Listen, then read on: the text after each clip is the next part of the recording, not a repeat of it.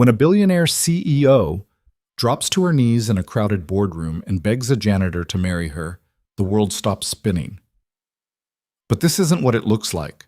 The man she's kneeling before, quiet, overlooked Logan Pierce, isn't who anyone thinks he is. And the woman offering him everything, she's about to learn that some people can't be bought. This is a story about power, sacrifice, and the invisible genius hiding in plain sight. Stay until the end. Hit that like button. Drop a comment with your city so I can see how far this story travels. Now, let's begin. The conference room on the 43rd floor of Vance Industries smelled like expensive leather and cold ambition.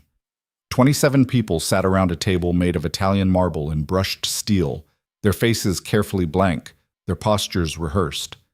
Outside the floor-to-ceiling windows, the city sprawled in every direction, a kingdom of glass and concrete that Scarlett Vance had conquered before turning 30. She stood at the head of the table wearing a charcoal suit that probably cost more than most people's monthly rent.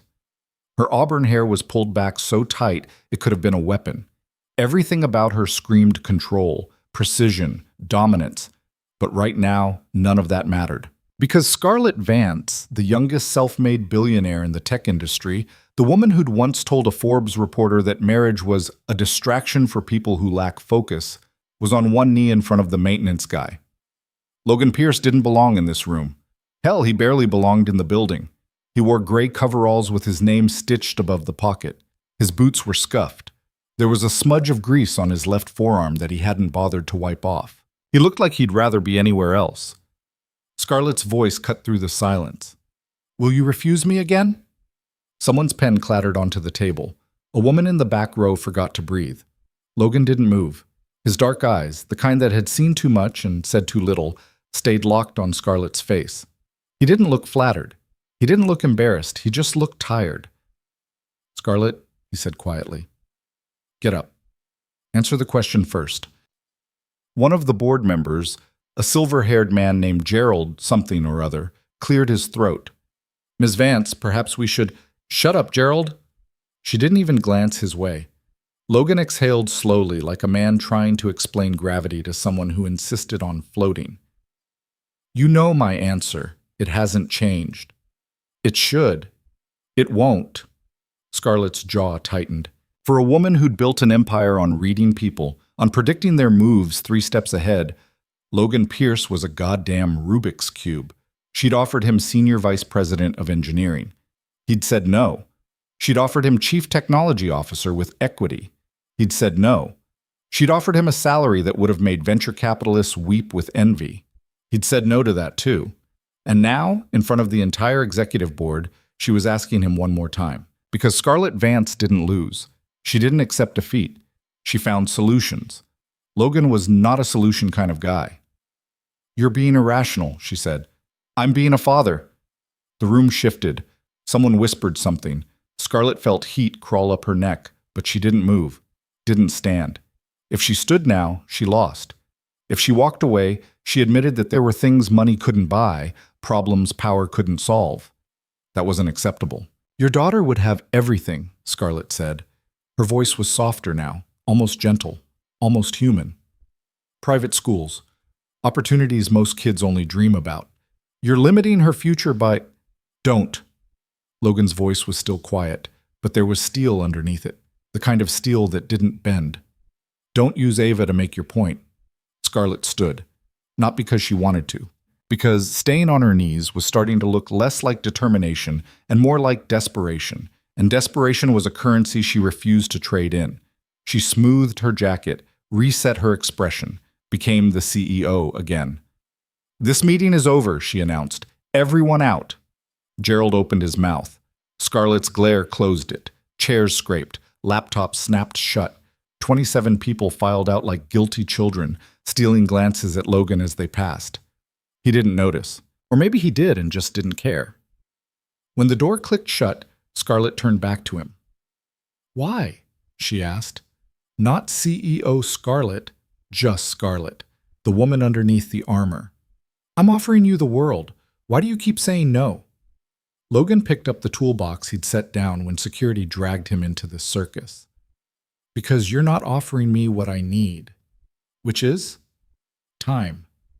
He walked out before she could respond. 6 months earlier. Logan Pierce's life ran on rails. Wake up at 5:47 a.m. Make coffee. Pack Ava's lunch. Turkey sandwich, apple slices, the string cheese she pretended not to like, but always ate. Drop her at school by 7:15, clock in at Vance Industries by 7:53. Work. Solve problems nobody else saw. Stay invisible.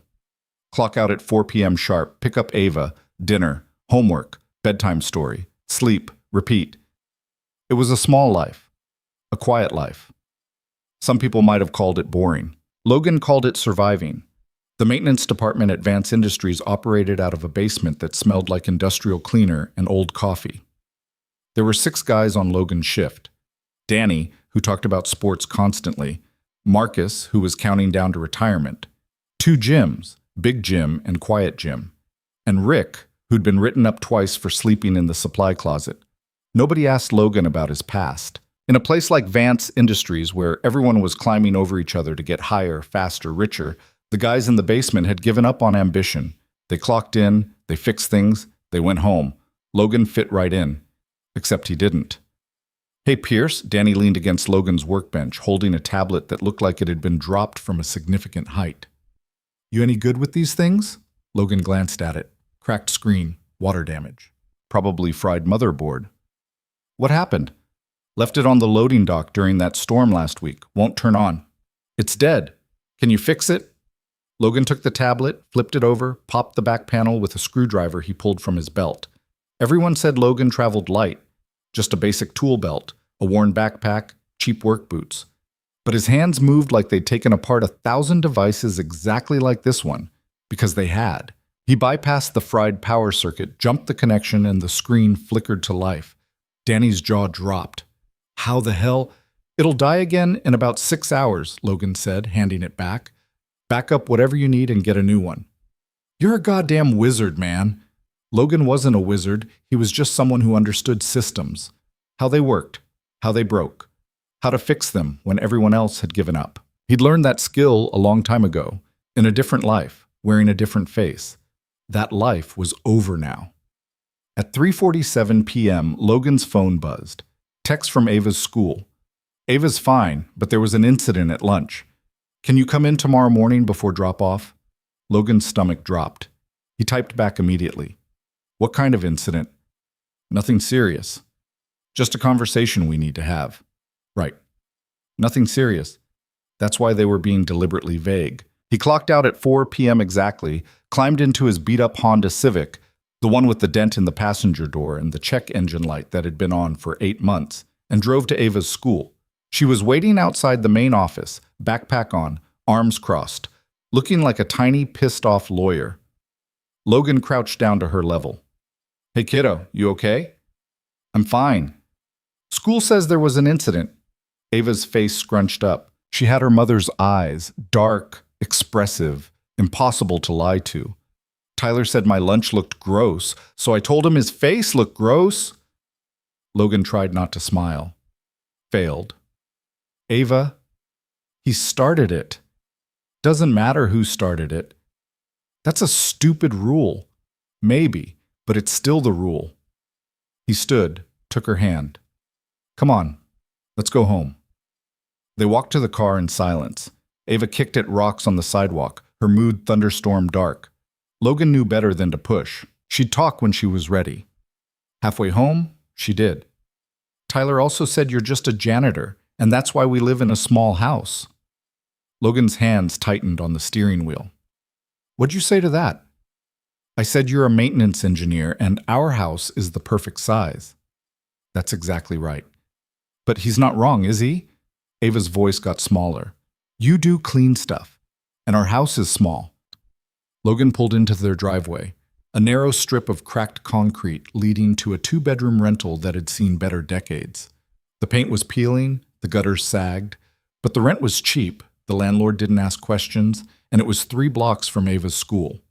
He turned off the engine, looked at his daughter. You know what I did before you were born? Ava shook her head. I built things, big things. Systems that ran entire companies. I was really good at it. He paused. But then your mom got sick, and I had to choose between that life and being here for you. So you picked me. Every single time.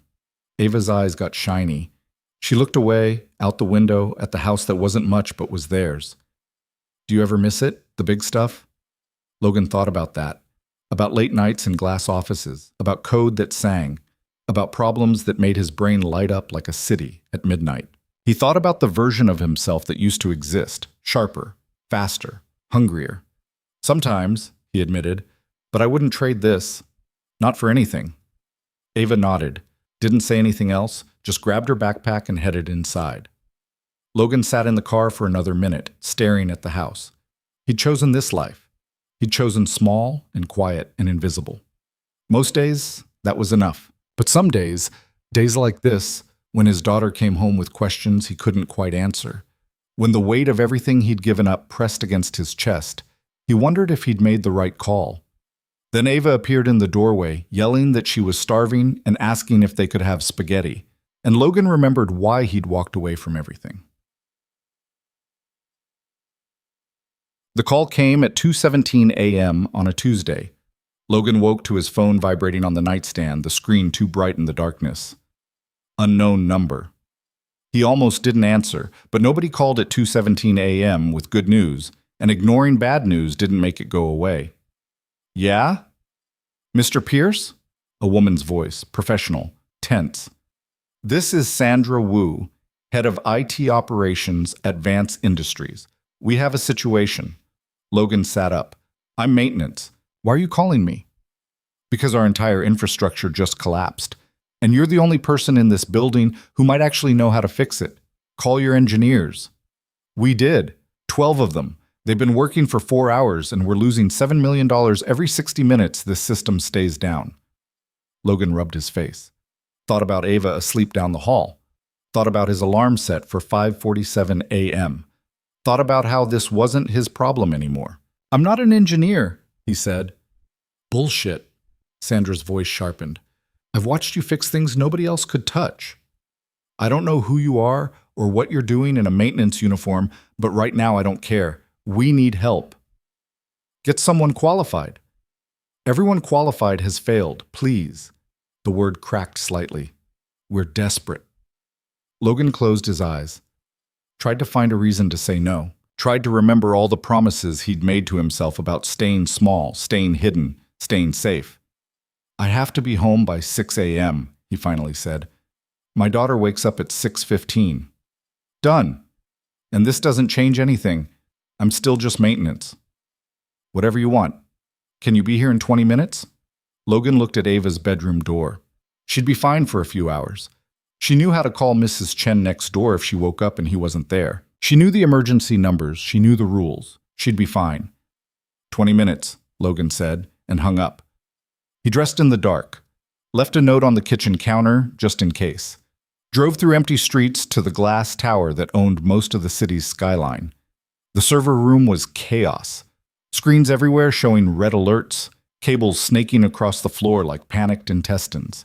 12 people in expensive clothes looking exhausted and helpless. And at the center of it all, surrounded by monitors displaying cascading failures, stood Scarlett Vance. She looked different at 2:47 a.m. Hair loose, no jacket, sleeves rolled up. She was shouting something at a guy in glasses who looked like he might cry. Then she saw Logan. Her expression shifted. Not relief exactly, more like recognition, like seeing a piece suddenly fall into place on a puzzle she'd been staring at too long.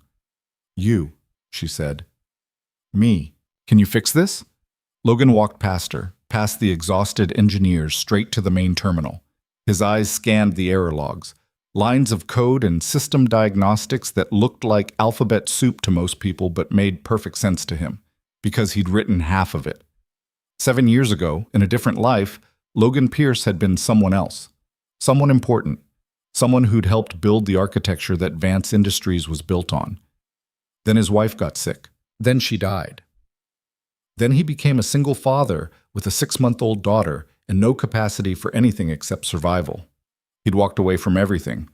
Changed his name, well, went back to his original name after using his wife's surname professionally. Disappeared into the kind of job nobody notices. But the code remembered him. Who made the last update to the core system? Logan asked. One of the engineers stepped forward. Young guy, confident in the way people who'd never truly failed were confident. I did. Optimization protocol. Increased efficiency by... You broke the load balancer. That's impossible. I ran 7 different... You broke it. Logan's voice was flat. Your optimization ignored the legacy failsafes. When traffic spiked, the system couldn't redistribute. Everything bottlenecked. The engineer's face went red. The legacy code is outdated. We've been meaning to... The legacy code is the only thing keeping this whole operation from imploding. Logan pulled up a secondary terminal, fingers moving across the keyboard like muscle memory. Whoever wrote the original architecture knew exactly what they were doing. You don't optimize around load-bearing walls. Scarlett moved closer. Can you fix it? Probably. How long? Logan studied the damage. Calculated. 2 hours if I rebuild from scratch. 30 minutes if I just patch it. Patch it. The patch won't hold long term. You'll need a proper rebuild within 30 minutes, Scarlett interrupted. Get us operational. We'll worry about long term after we stop hemorrhaging money. Logan nodded, sat down, and disappeared into the code. The room went quiet except for the sound of his typing. Fast, precise. Like watching someone speak a language they'd learned as a child and never forgotten. Scarlett watched him work, noticed things. The way he didn't hesitate. The way he navigated the system architecture like he'd built it himself.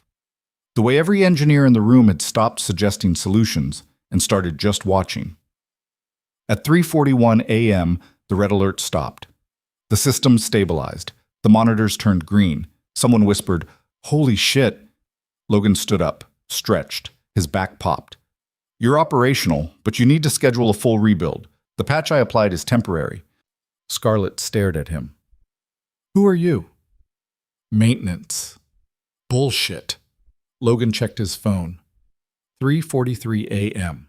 He had 2 hours and 17 minutes to get home before Ava woke up. I need to go. Wait. Scarlett's voice carried command, the kind that made board members straighten their spines. You just saved this company millions of dollars. You did in 30 minutes what 12 senior engineers couldn't do in 4 hours. You don't get to just walk away. Watch me. He headed for the door. I'll pay you, Scarlett called after him.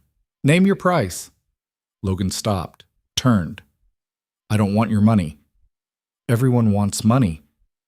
I want to go home to my daughter. Something flickered in Scarlett's expression. Confusion, maybe. She'd spent her entire adult life in rooms where everything had a price, where everyone could be bought if you just found the right number. Logan Pierce didn't have a number. At least tell me your name, she said.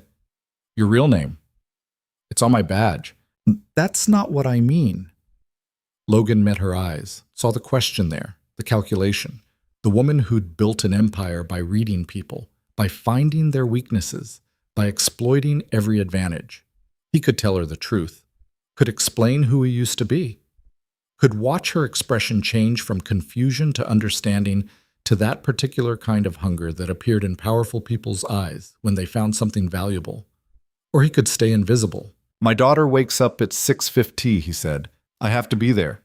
He walked out, left Scarlett standing in a room full of people who were paid to solve problems, surrounded by screens showing systems he'd just saved, holding questions she didn't have answers to. For the first time in a very long time, Scarlett Vance had no idea what to do next. And for the first time in a very long time, Logan Pierce felt the old hunger stir. The part of him that used to love problems, used to love solutions, used to love the feeling of making impossible things work. He buried it, got in his car, drove home through darkness, turning gray at the edges, made it back by 5:53 a.m., deleted the note on the counter, started the coffee. At 6:16 a.m., Ava shuffled into the kitchen, rubbing her eyes. Morning, Dad. Morning, kiddo. You're up early. Couldn't sleep. She climbed into her chair, accepted the cereal bowl he slid across the table. Bad dreams? Logan poured coffee. Thought about code and systems and a woman with sharp eyes and sharper questions. Something like that. Ava ate her cereal. Logan drank his coffee. Outside, the sun came up on another ordinary day. By 7:53 a.m., Logan was clocking in at Vance Industries, back in his coveralls, back in the basement, back to being nobody. Except now somebody knew, and Scarlett Vance didn't forget. The promotion offer came 3 days later. Logan was under a sink on the 14th floor, replacing a valve that had been leaking for 2 weeks, when his phone buzzed. Email from HR. Subject: exciting career opportunity. He almost deleted it. Then he saw the sender was CC'd to Scarlett Vance's executive assistant. Mr. Pierce, we'd like to schedule a meeting to discuss a new position within our engineering department. Senior Vice President of Infrastructure Development. Salary commensurate with experience. Please contact us at your earliest convenience. Logan read it twice. Then he went back to fixing the sink. At lunch, Danny cornered him in the break room. Yo, did you get a weird email from HR? Yep. You gonna take it? Nope. Danny stared at him. It's a VP position, man. That's like life-changing money. I know. So why? Because I like my life the way it is. That was partially true. Logan did like the simplicity. Liked knowing exactly what was expected of him. Liked leaving work at work and coming home to Ava without carrying the weight of impossible decisions. But it was also partially bullshit. Because part of him, the part he'd buried 7 years ago, wanted to say yes. Wanted to walk back into those glass offices. Wanted to solve problems that mattered. Wanted to feel like his brain was firing on all cylinders instead of coasting in neutral. That part of him was dangerous. That part of him had cost him everything once before. At 3:30 p.m., Logan got called to the executive floor. A C issue in conference room B, the work order said. Simple, routine. Except when he got there, the AC was working fine, and Scarlett Vance was waiting. She sat at the head of a long table, laptop open, looking every inch the CEO. The AC's fine, she said before he could speak. I lied. Logan set down his toolbox. I'm not interested in the job. You didn't even hear the full offer. Don't need to. Scarlett closed her laptop, studied him with those sharp eyes that missed nothing. I've spent the last 3 days learning everything I can about you. Logan Pierce, 32 years old, single father, lives in a rental house in Riverside. Daughter attends public school. You clock in at 7:53, clock out at 4, never late, never early, never take overtime. Sounds boring. It sounds deliberate. She leaned forward. Want to know what else I found? Not particularly. 7 years ago, a brilliant systems architect named Logan Ellis designed the core infrastructure for 3 major tech companies. Then he vanished. Completely. No trace. It's like he just stopped existing. Logan's expression didn't change. Fascinating story. I have a sink on 14 that needs finishing. Ellis was your wife's name, Sarah Ellis. She died 7 years ago. Pancreatic cancer. You were with her until the end. The air in the room changed. Got heavier. Logan's voice went very quiet. Don't. You gave it all up, Scarlett continued. The career, the reputation, everything, because you became a single father and nothing else mattered. Are we done? Why won't you come back? Because I don't want to. Liar. Scarlett stood, walked around the table until she was directly in front of him. You love that work? I can see it in the way you solved our system crash. You lit up. For 30 minutes, you were exactly who you used to be. That person doesn't exist anymore. Bullshit. He's right here. He's just hiding. She paused. Why? Logan picked up his toolbox. My daughter's school gets out in 27 minutes. I need to go. I'll double whatever you're making now. No. Triple. No. What do you want? Scarlett's voice rose slightly, frustration cracking through her control. Everyone wants something. Name it. Logan stopped at the door, looked back at her. At this woman who'd conquered industries, who'd built in empires, who thought every problem had a solution if you just threw enough resources at it. I want time, he said. I want to pick up my daughter from school. I want to help with her homework.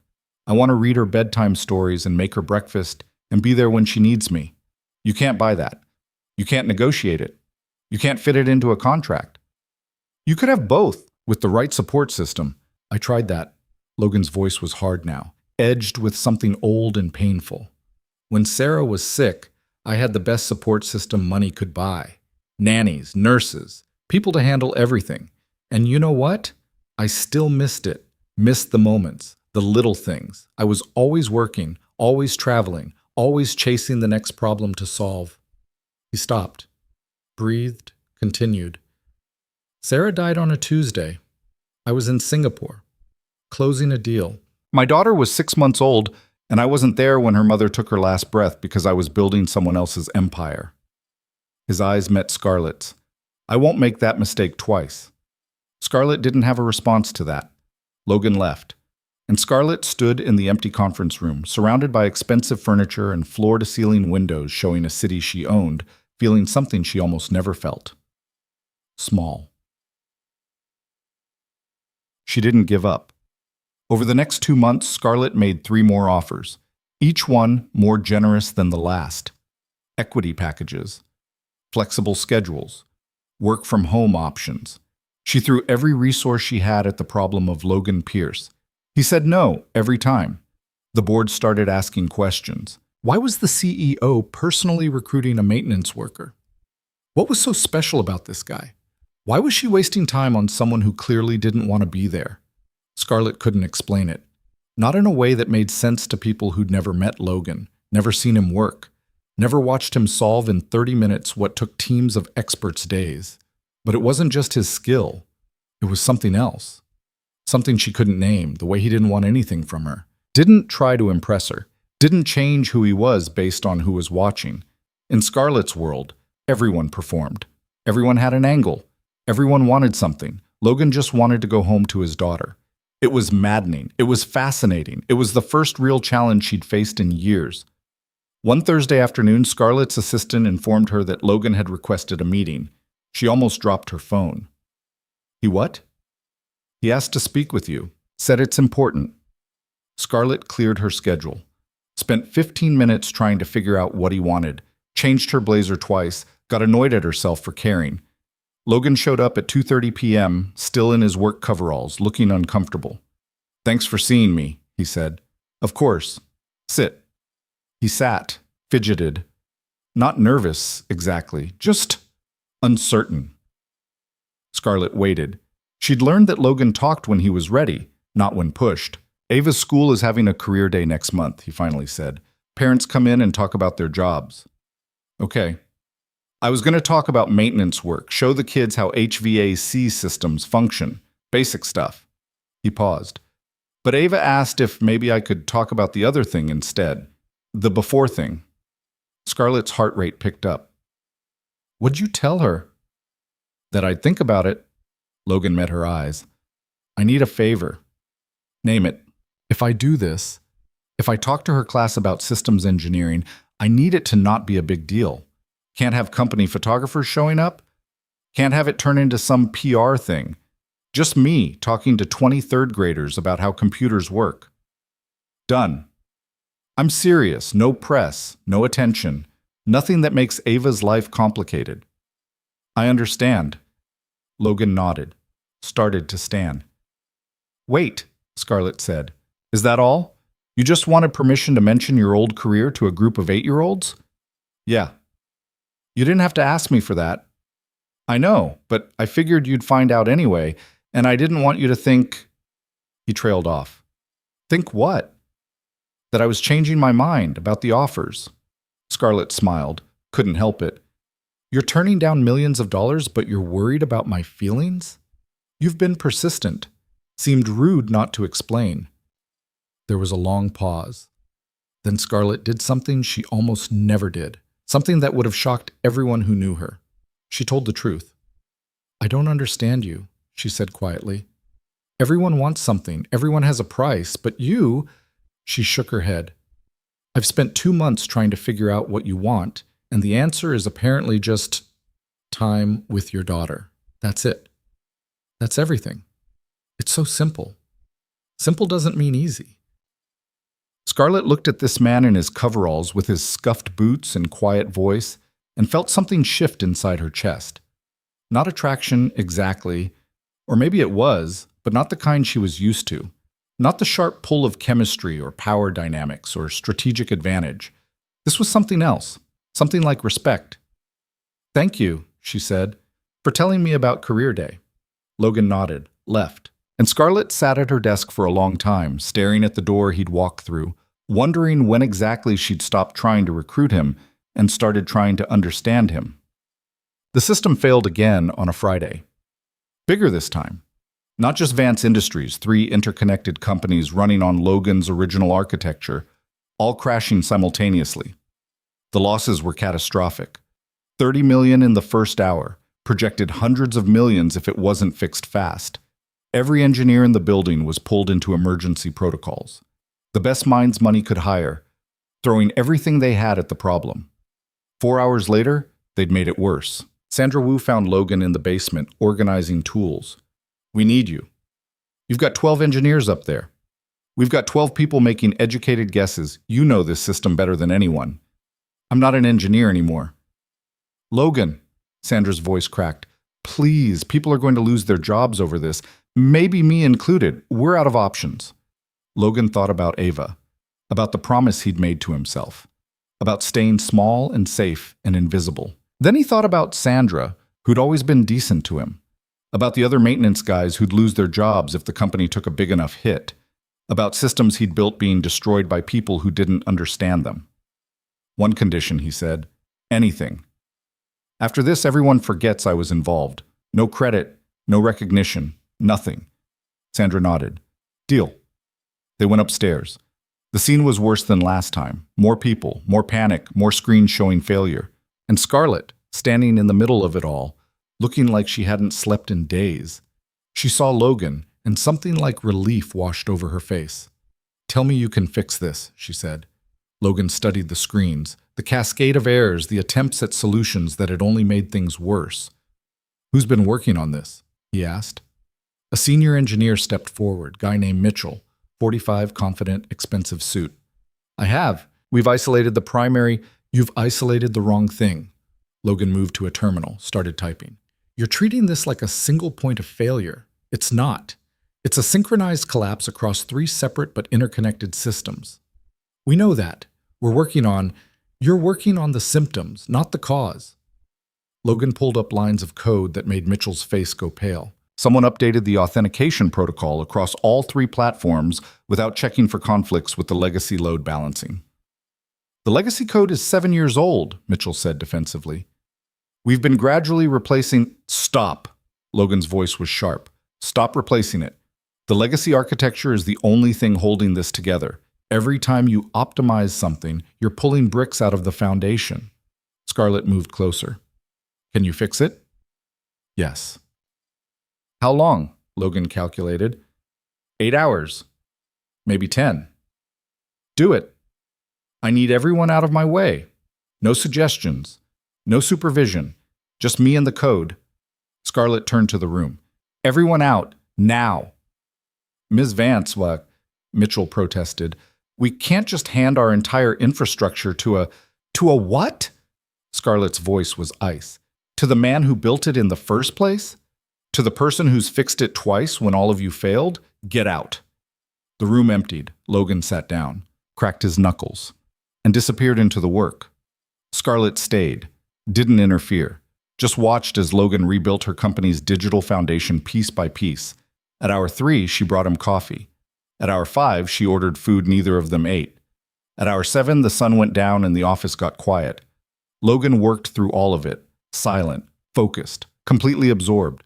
Scarlett had never seen anything like it, the precision, the speed, the way he navigated systems like he was reading a language written specifically for him. At hour 9, he stopped typing, leaned back. "Done," he said.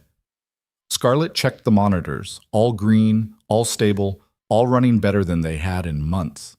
"How?" she asked. "I rebuilt the authentication layer to work with the legacy systems instead of fighting them. It's not elegant, but it'll hold until you can do a proper overhaul." "When can we start that overhaul?" "You can't. Not without the original architect. Logan stood, stretched. And he doesn't work here anymore. Scarlett stared at him. You built this entire infrastructure. A long time ago. Why did you leave? You know why.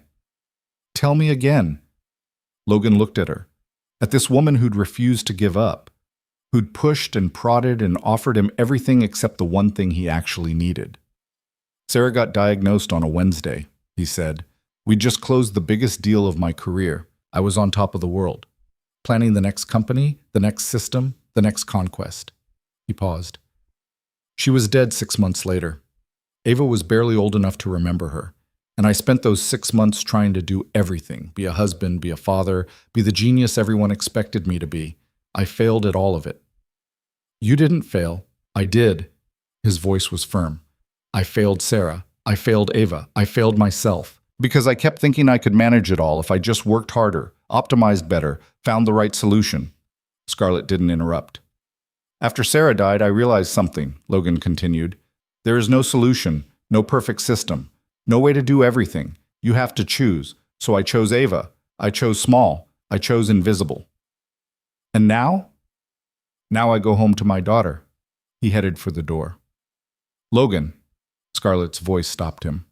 What you did tonight saved this company. Saved jobs. Saved livelihoods. That matters. I know. So why do you keep walking away? Logan turned, looked at her with those dark, tired eyes. Because no matter how important this feels, she's more important.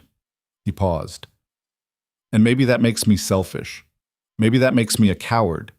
But it's the only choice I can live with. He left, and Scarlett stood alone in the empty office, surrounded by systems he'd saved, holding a truth she didn't want to accept. That sometimes the most valuable thing you can offer someone is something you can't give. Sometimes the answer is no, and sometimes that's exactly as it should be. Career day was on a Tuesday. Logan showed up at Ava's school with a laptop, a projector, and a stomach full of nerves he hadn't felt in years. 23 third graders stared at him with varying levels of interest. Ava sat in the front row, beaming. Hi, Logan started. I'm Ava's dad. I used to build computer systems.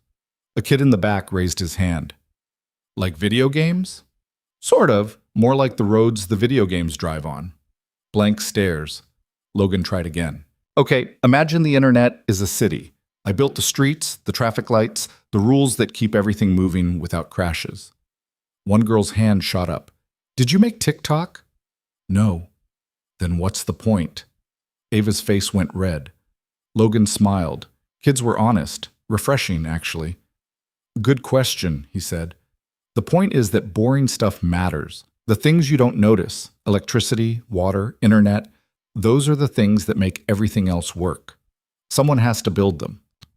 He spent the next 30 minutes explaining systems in ways 8-year-olds could understand, used analogies about playgrounds and cafeterias, showed them simple code, let them ask questions. It was the most fun he'd had in years. After, Ava ran up and hugged him. You were so cool, Dad. You think? Tyler said his dad's a lawyer and lawyers are important, but I said my dad keeps the whole internet from breaking, and that's way cooler. Logan laughed. Not the whole internet. Close enough. Walking back to his car, Logan felt something he'd almost forgotten. Pride. Not the sharp-edged pride of closing deals or conquering markets. Quieter. Warmer. The pride of being enough for the person who mattered most. He was halfway home when his phone rang. Scarlett. He almost didn't answer. Yeah? I need to see you, she said. Tonight. It's important. I can't. Ava has... Please. One word, simple, honest. Logan pulled over, closed his eyes. What is this about? I'm making you one last offer. Scarlett, just hear me out. One time. If you still say no, I'll never ask again. He should have said no right then. Should have hung up. Should have driven home and made spaghetti and helped with homework and forgotten all about glass towers and billion-dollar companies. But something in her voice made him curious. 7 p.m., he said, and this is the last time. Agreed. He showed up at Vance Industries at 6:58 p.m. after dropping Ava at Mrs. Chen's for a couple hours. Took the elevator to the 43rd floor. Scarlett met him in the conference room. Just the two of them. No laptop, no contracts, no presentations. Just her, looking more uncertain than he'd ever seen her.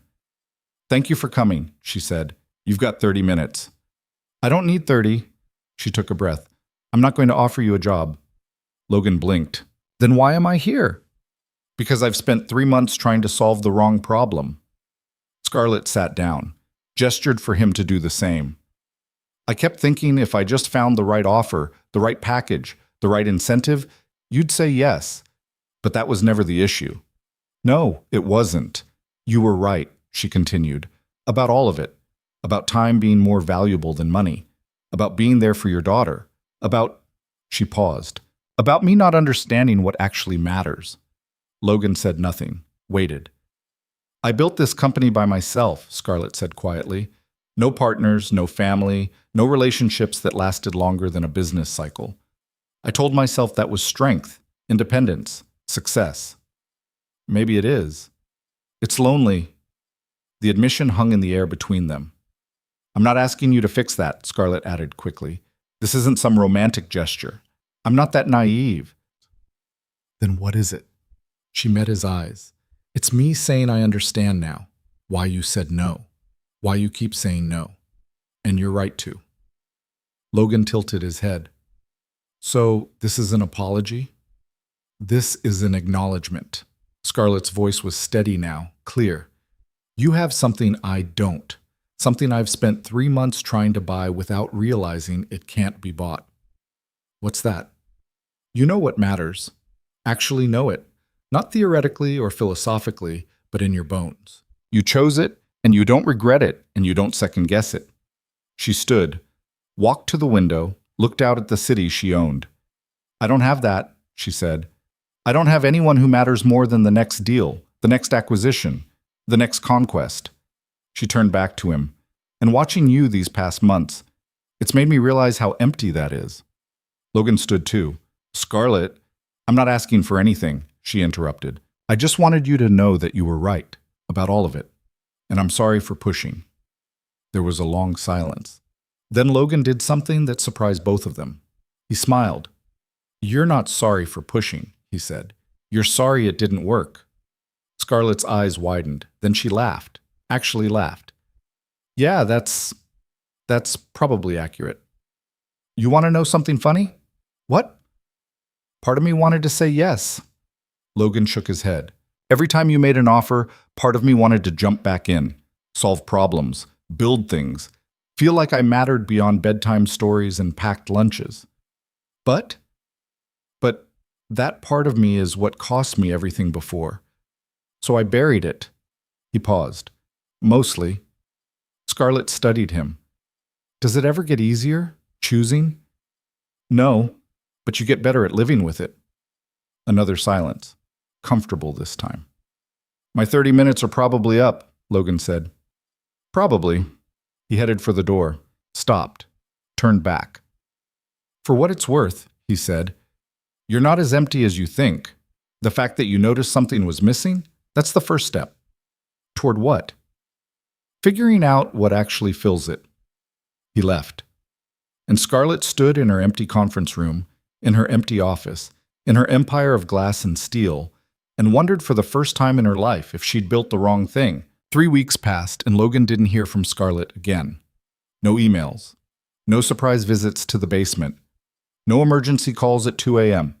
It was like she'd finally accepted what he'd been telling her all along, that some people couldn't be recruited, couldn't be bought, couldn't be convinced to want what they didn't want. Life went back to normal. Wake up, coffee, pack lunch, drop off Ava, clock in, fix things, clock out, pick up Ava, dinner, homework, bedtime, repeat. It should have felt like relief. Instead, it felt like waiting. Danny noticed first.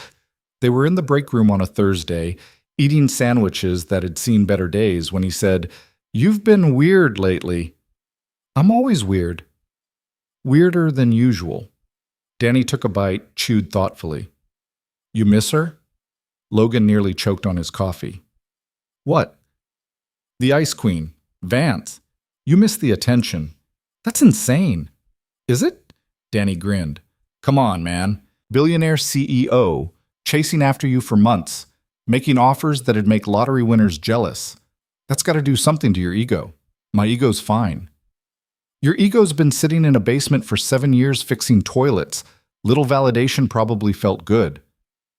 Logan wanted to argue, wanted to explain that it wasn't about validation or ego or attention, that Scarlett's pursuit had been annoying, intrusive, completely unwelcome, except that wasn't entirely true. Part of him, the part he'd buried but never quite killed, had enjoyed being seen, being recognized, being reminded that he was more than just maintenance guy number 3. It wasn't like that, Logan finally said. Sure it wasn't. Danny stood, tossed his trash. But hey, at least you've got principles. That's worth something. After he left, Logan sat alone in the break room, staring at his half-eaten sandwich, wondering if principles were really worth the hollow feeling in his chest. His phone buzzed, text from Ava's school. Ava got into an altercation at recess. Can you come in? The hollow feeling got heavier.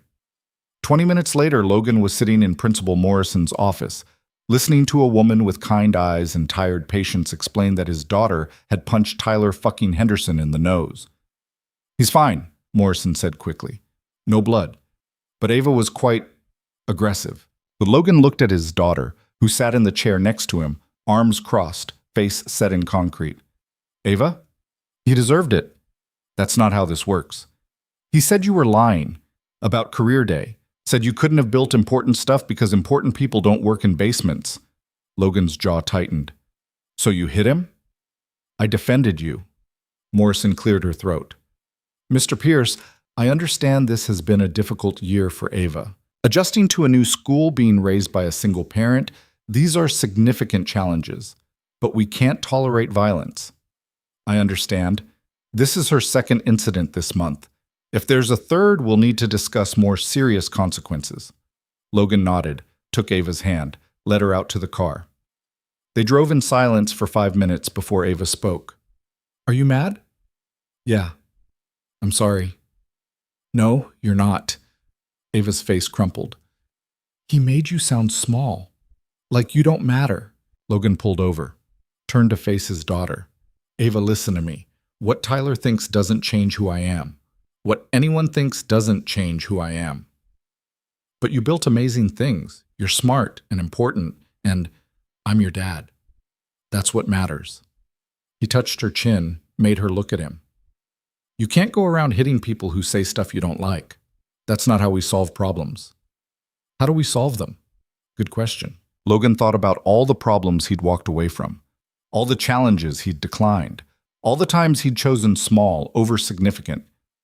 We focus on what we can control, he said. We do our jobs. We take care of each other. We don't let other people's opinions change what we know is true.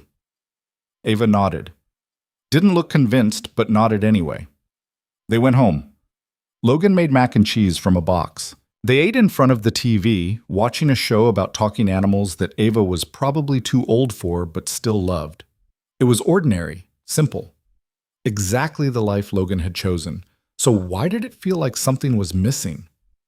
At 8:43 p.m., after Ava was asleep, Logan's phone rang. Unknown number. He almost ignored it. Yeah? Mr. Pierce? Male voice. Official. This is Officer Chen with the Riverside Police Department. There's been an incident at your workplace. Logan's blood went cold. What kind of incident? Break-in at Vance Industries. Someone accessed the server room.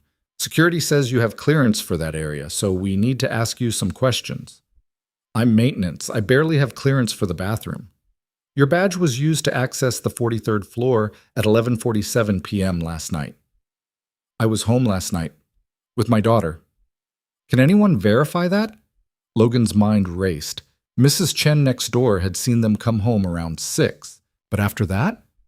Just him and Ava. Watching TV. Going to bed. Living their quiet little life that suddenly felt a lot less safe. I can verify it, he said. I was here. We'll need you to come down to the station. Answer a few questions. I have a daughter. I can't just bring her or find someone to watch her, but we need to see you tonight. Logan closed his eyes. Thought about calling Mrs. Chen. Thought about waking Ava. Thought about how his carefully constructed normal life was falling apart over something he didn't even do. "Give me an hour," he said.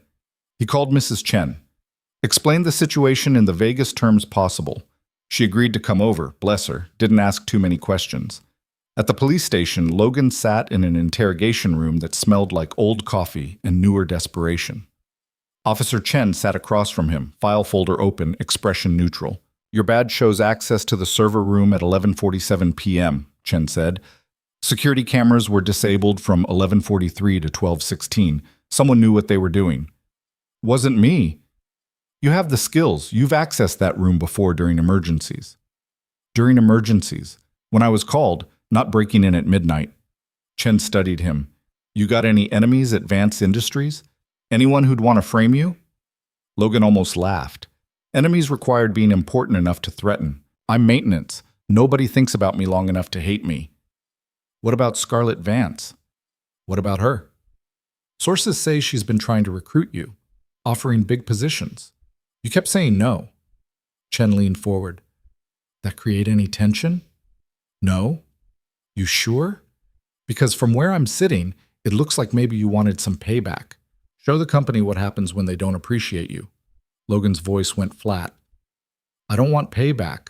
I don't want attention. I just want to do my job and go home to my daughter." "Then who has your badge?" "I don't know. It's supposed to be in my locker at work. I haven't checked it in a few days." Chen made a note.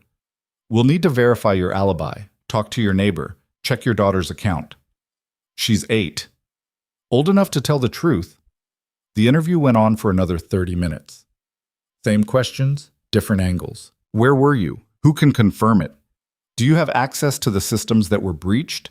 Do you have any reason to sabotage Vance Industries? By the time Logan left, it was past midnight. Mrs. Chen was asleep on his couch. Ava was curled up in her bed, teddy bear tucked under her chin, completely unaware that her father was apparently a suspect in corporate espionage. Logan sat in his kitchen, drank water that tasted like metal, and tried to figure out what the hell was happening. His phone buzzed.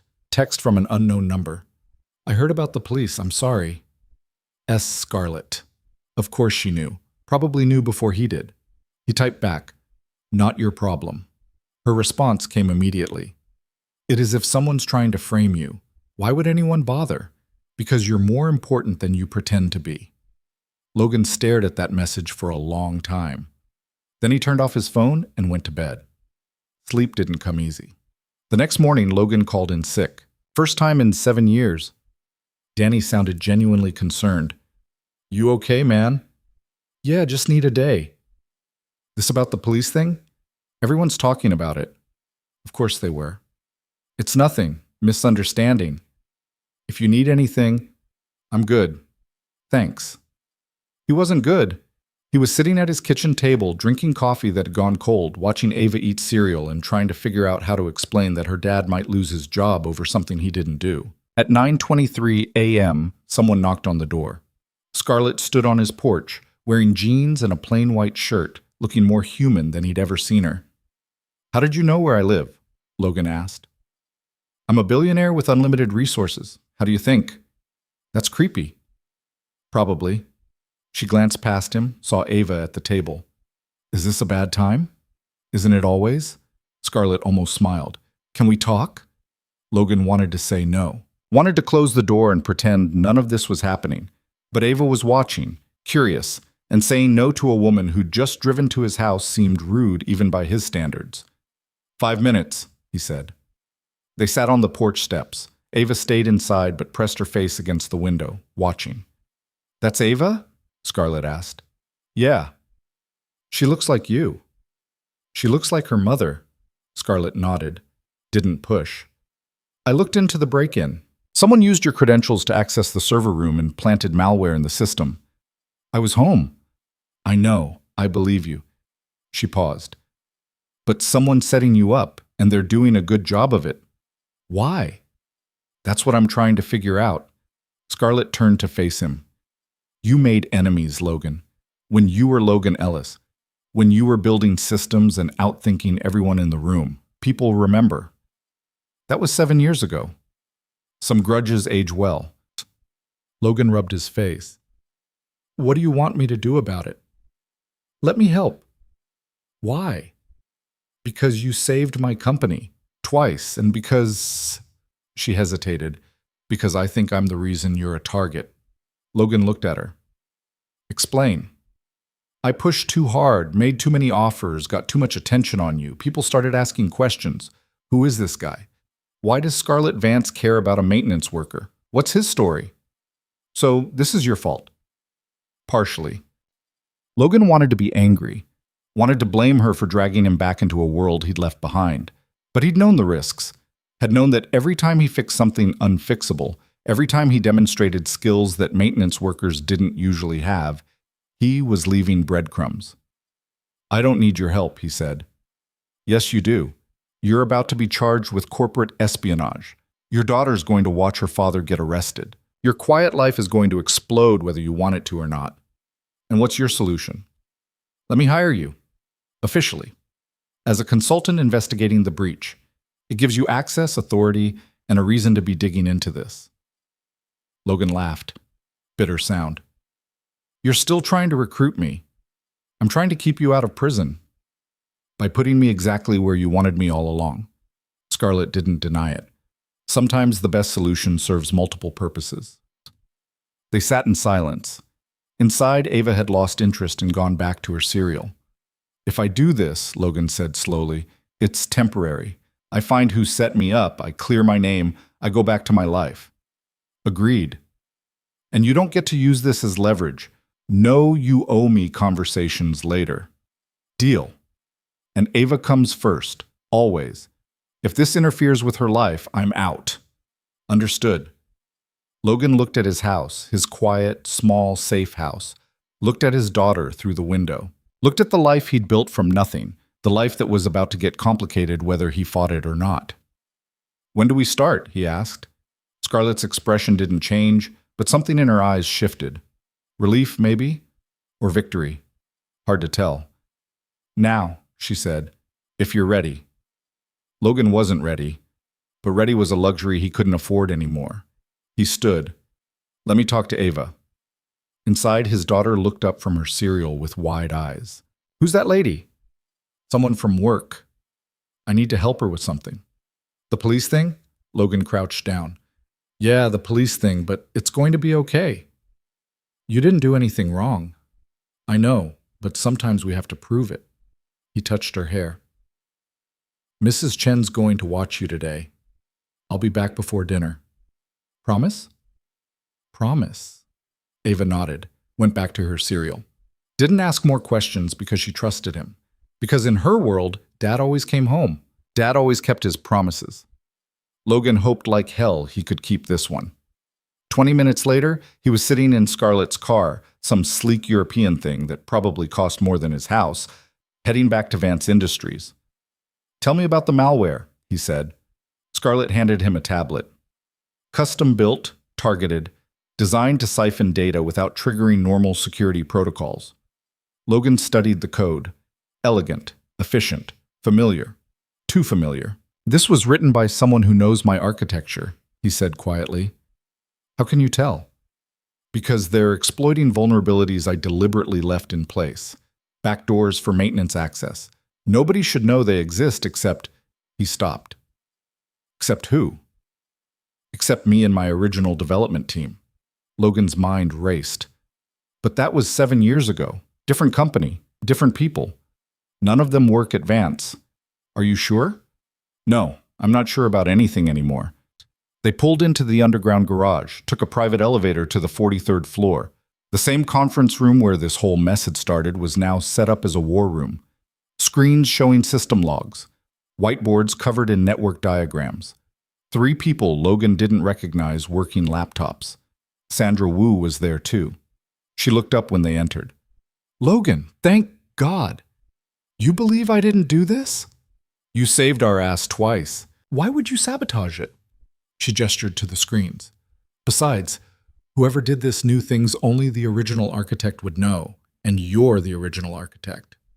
So either I'm guilty or someone who worked with me is. Exactly. One of the people at the laptops looked up. Young woman, maybe 25, with purple hair and tired eyes. I found something. Everyone gathered around her screen. The malware was planted at 11:47 p.m., she said. But the actual code compilation happened earlier. I traced the build signature to a workstation on the 32nd floor. Marketing department. Who uses that workstation? Scarlett asked. The woman pulled up employee records. Jennifer Hartley, junior marketing coordinator. Been with the company 8 months. Logan didn't recognize the name, didn't recognize the face in the photo either. Bring her in, Scarlett said. Sandra made a call. 3 minutes later, security was escorting a confused-looking woman into the conference room. Jennifer Hartley looked exactly like her photo. Mid-20s, anxious expression, completely out of place in a room full of people staring at her like she'd committed murder. I don't understand, Jennifer said. What's going on? Your workstation was used to compile malware that was planted in our system, Scarlett said. No warmth, pure business. We need to know if you wrote it, or if someone used your computer. Jennifer's face went pale. I would never. I don't even know how to code. Then someone used your login. Who has access to your workstation? Just me. And IT, I guess, but think, Logan interrupted. Have you noticed anything unusual? Anyone asking to borrow your computer? Strange emails? Anything out of the ordinary? Jennifer's hands shook. There was a guy from IT. Said he needed to update my system. This was like 2 weeks ago. What did he look like? I don't know. Normal? White guy? Maybe 40? Glasses? He had an IT badge. Logan looked at Sandra. Pull security footage from marketing 2 weeks ago. Sandra was already typing. The screen shifted, showing corridor cameras, timestamp rolling back. They watched Jennifer at her desk, watched her leave for lunch, watched a man in an IT uniform approach her workstation. Freeze it, Logan said. The image froze. The man's face was partially visible. Logan's blood went cold. I know him, he said quietly. Scarlett moved closer. Who is he? Marcus Webb. He was on my original development team 7 years ago. Where's he now? Logan's voice was hollow.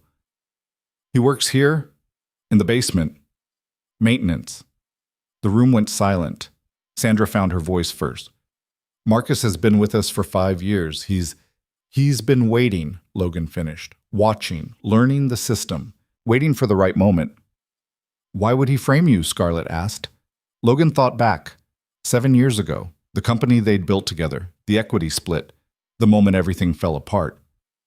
Because I left, Logan said slowly. When Sarah got sick, I walked away from everything, including our company. Marcus and the others had to sell it for pennies on the dollar because I wasn't there to hold it together. How much did they lose? Millions. Each. Scarlett's expression hardened.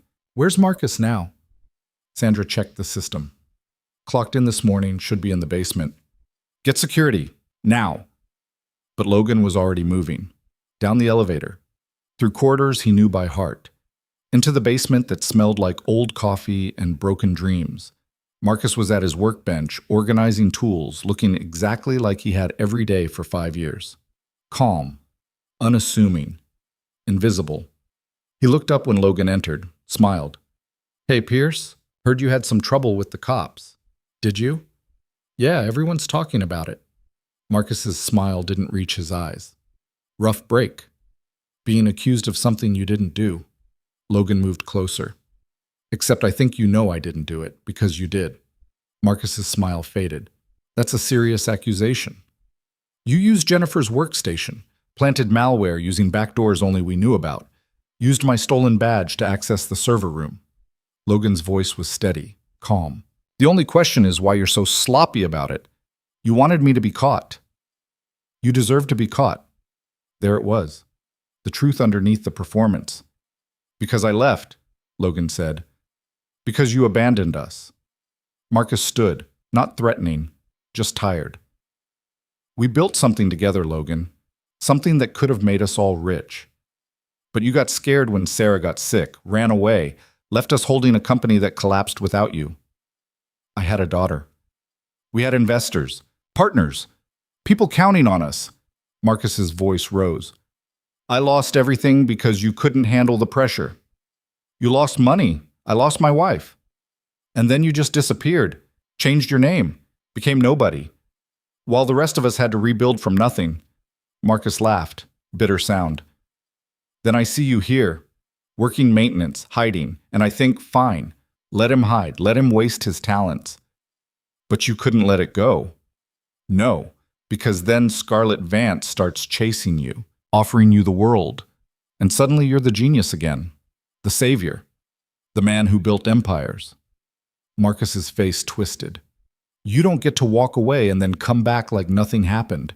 You don't get to be the hero after you destroyed everything. Security arrived. 4 of them, led by Scarlett. Marcus didn't resist, just looked at Logan with eyes full of old hurt and older anger. You know what the worst part is? Marcus said as they cuffed him. You don't even care. You saved their system, fixed their problems, became their miracle worker, and you're going to walk away again. Because that's what you do. You fix things and then you leave. Logan didn't respond, didn't know what to say, because Marcus wasn't entirely wrong. They took him away. Logan stood in the basement, surrounded by tools and routine and the life he'd built from ashes, and felt the weight of choices made years ago. Scarlett approached carefully. You okay? No? He'll be charged. Federal crimes. He's looking at serious time. I know. You saved the company. Again. Logan looked at her. Is that supposed to make me feel better? Does it? No. It makes me feel like Marcus was right. I fix things and then I leave. That's all I know how to do. Scarlett was quiet for a moment. Then she said something he didn't expect. Maybe that's not true anymore. Logan wanted to argue, wanted to explain that nothing had changed, that he was still the same person who chose small over significant, who walked away from everything important because he was too scared to fail again. But standing there in the basement that had been his hiding place for years, with Scarlett watching him with eyes that saw too much, he wondered if maybe she was right. Maybe something had changed. Maybe he had. The question was, what was he going to do about it? His phone buzzed. Text from Mrs. Chen. Ava's asking when you'll be home. Logan checked the time, 2:47 p.m. He'd promised dinner. I have to go, he said. Scarlett nodded. I know. This doesn't change anything, doesn't it? Logan didn't answer, just headed for the elevator, back to his car, back to his small house and his daughter and his simple life. But the whole drive home, he couldn't shake the feeling that Marcus's words had left something cracked inside him. You fix things, and then you leave. Was that true? Was that all he was? Someone who solved problems and then ran before they got complicated? He pulled into his driveway, saw Ava through the window, doing homework at the kitchen table. She looked up when he entered, smiled. You're home. Promised I would be. Did you fix the police thing? Yeah, it's fixed. Good. She went back to her homework. Didn't ask for details. Didn't need them. Dad said it was fixed, so it was fixed. Logan made dinner. Spaghetti again because it was easy and Ava liked it. They ate together. Talked about her day. About homework and friends and a new book she wanted to read. Normal, simple, safe. But Logan couldn't stop thinking about Scarlett's question. Doesn't it change anything? Because the truth was, something had changed. These past months, the late-night calls, the system saves, the conversations with Scarlett that felt less like recruitment and more like recognition, they'd woken something up in him. The part that wanted to matter beyond this small corner of the world. The part that wanted to build things again, solve problems again, feel useful again. The part that scared him most because it was the part that had cost him everything. After Ava went to bed, Logan sat on the porch, drinking coffee that had gone cold, staring at nothing. His phone buzzed. Text from Scarlett. Thank you. For today. For everything. He stared at it for a long time, then typed. You're welcome. Another message came through. The offer still stands, if you ever change your mind. Logan almost laughed. Of course it did.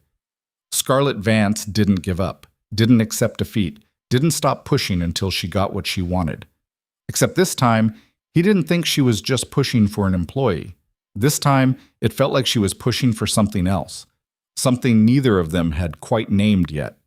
He typed, I won't. Her response was immediate. I know, but I had to try. Logan turned off his phone, went inside, checked on Ava one more time. She slept soundly, teddy bear tucked close, completely unaware of the war happening inside her father's head. He stood in her doorway for a long time, watching her breathe, remembering why he'd made every choice he'd made. She was worth it. Worth the sacrifice. Worth the small life. Worth walking away from everything. But for the first time in 7 years, Logan wondered if walking away was the same as giving up, and if maybe, just maybe, there was a third option he hadn't considered.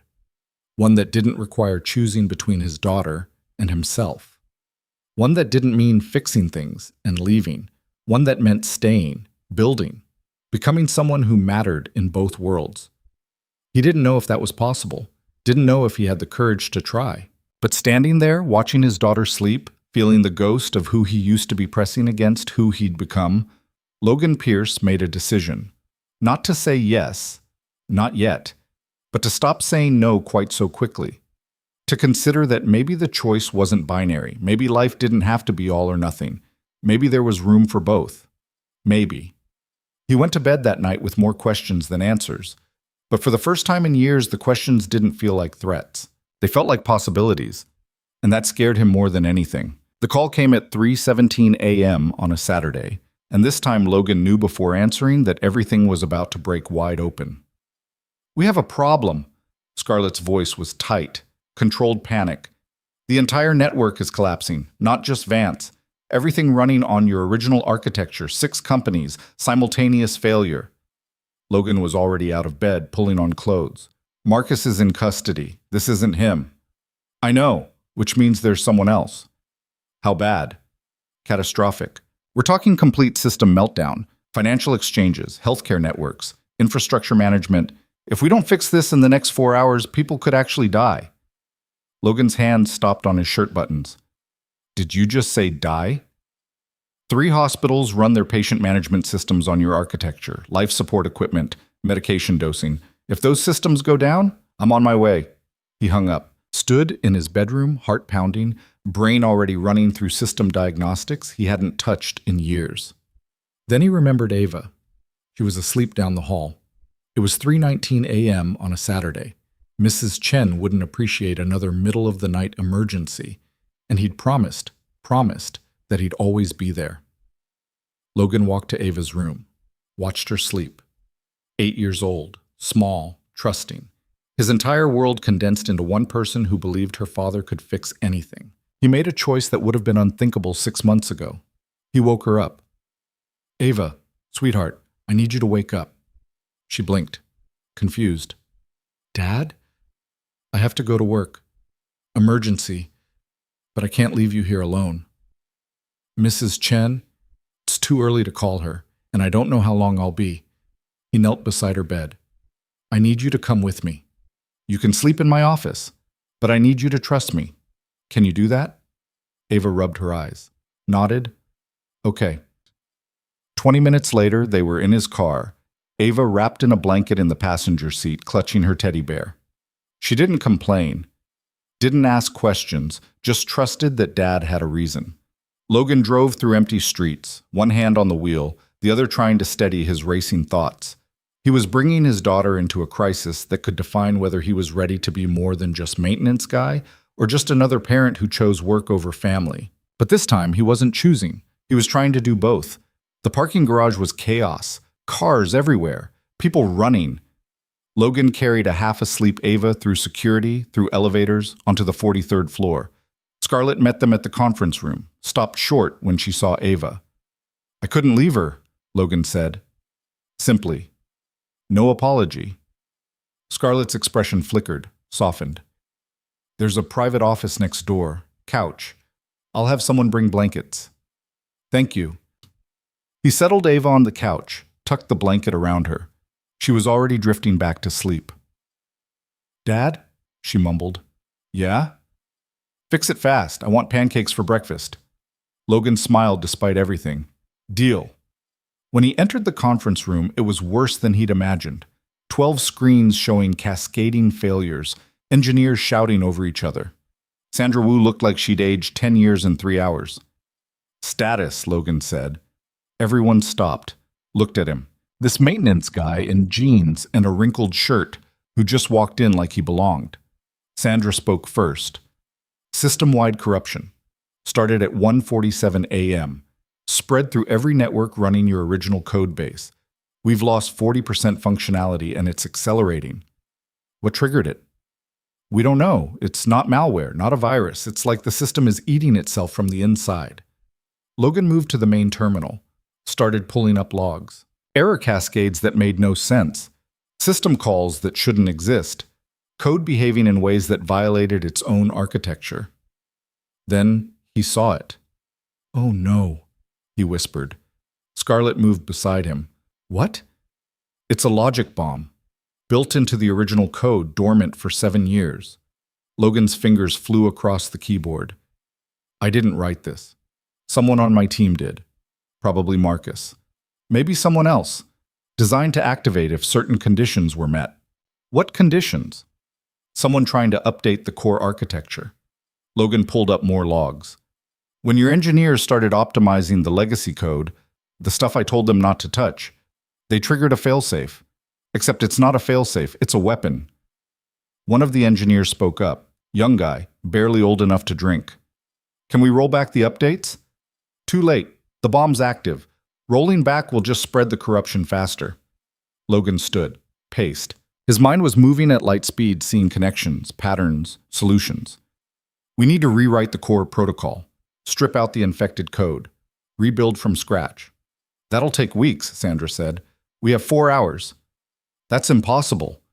Logan looked at her, at Scarlett, at the room full of people who were good at their jobs but not good enough for this. Not if I wrote the original code. Not if I know every backdoor, every shortcut, every hack that makes this thing work. Scarlett's voice was quiet. Can you do it? I don't know. But I'm the only one who has a chance. She nodded. Then do it. Logan sat down, cracked his knuckles, and disappeared into the code. The first hour was diagnostic, understanding how deep the corruption ran, how the logic bomb had evolved, adapted, spread through systems like cancer through tissue. It was elegant in a horrifying way. Whoever designed this understood not just code, but psychology. They'd predicted exactly how future engineers would try to optimize, had laid traps years in advance. Marcus's work, probably. Or maybe someone smarter, angrier, someone who'd watched Logan walk away and decided that if they couldn't have success, nobody could. The second hour was demolition, stripping out infected code, deleting entire subsystems. It felt like performing surgery on himself, cutting away pieces that he'd built, that he'd been proud of, because they'd been poisoned by someone else's rage. Around him, people worked in silence, following his instructions, implementing patches. Nobody questioned him, nobody offered suggestions. They just watched this maintenance guy rebuild an empire's digital foundation in real time. Scarlett brought him coffee at hour 3.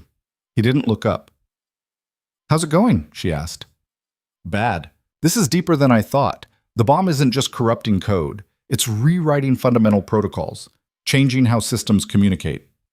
Can you fix it? Ask me in an hour. She didn't leave, just stood there watching him work. After a moment, she said, Your daughter's still sleeping. Good. You brought her here, to this. I didn't have a choice. You always have a choice. Logan finally looked up, met her eyes. Not anymore. Not when lives are on the line. That's what I mean, Scarlett said quietly. You chose to come, chose to help, chose to risk everything you've protected for 7 years. Why? Logan thought about that. About Ava sleeping in the next room, about hospitals full of people whose lives depended on machines that depended on his code, about the choice between hiding and stepping up. Because walking away would mean Marcus was right, he said. That I only fix things when it's convenient, when it doesn't cost me anything. Well, he turned back to the screen. I'm tired of proving him right. Scarlett smiled. Not her CEO smile. Something real. Good. At 6:47 a.m., Logan hit a wall. The corruption was too deep, too complex. Every fix created new problems. Every solution opened new vulnerabilities. He was trying to rebuild an airplane engine mid-flight and running out of altitude fast. "I can't do this," he said. First time in hours he'd spoken. "There's too much. I can't see all the connections." Sandra looked up from her terminal. "What do you need?"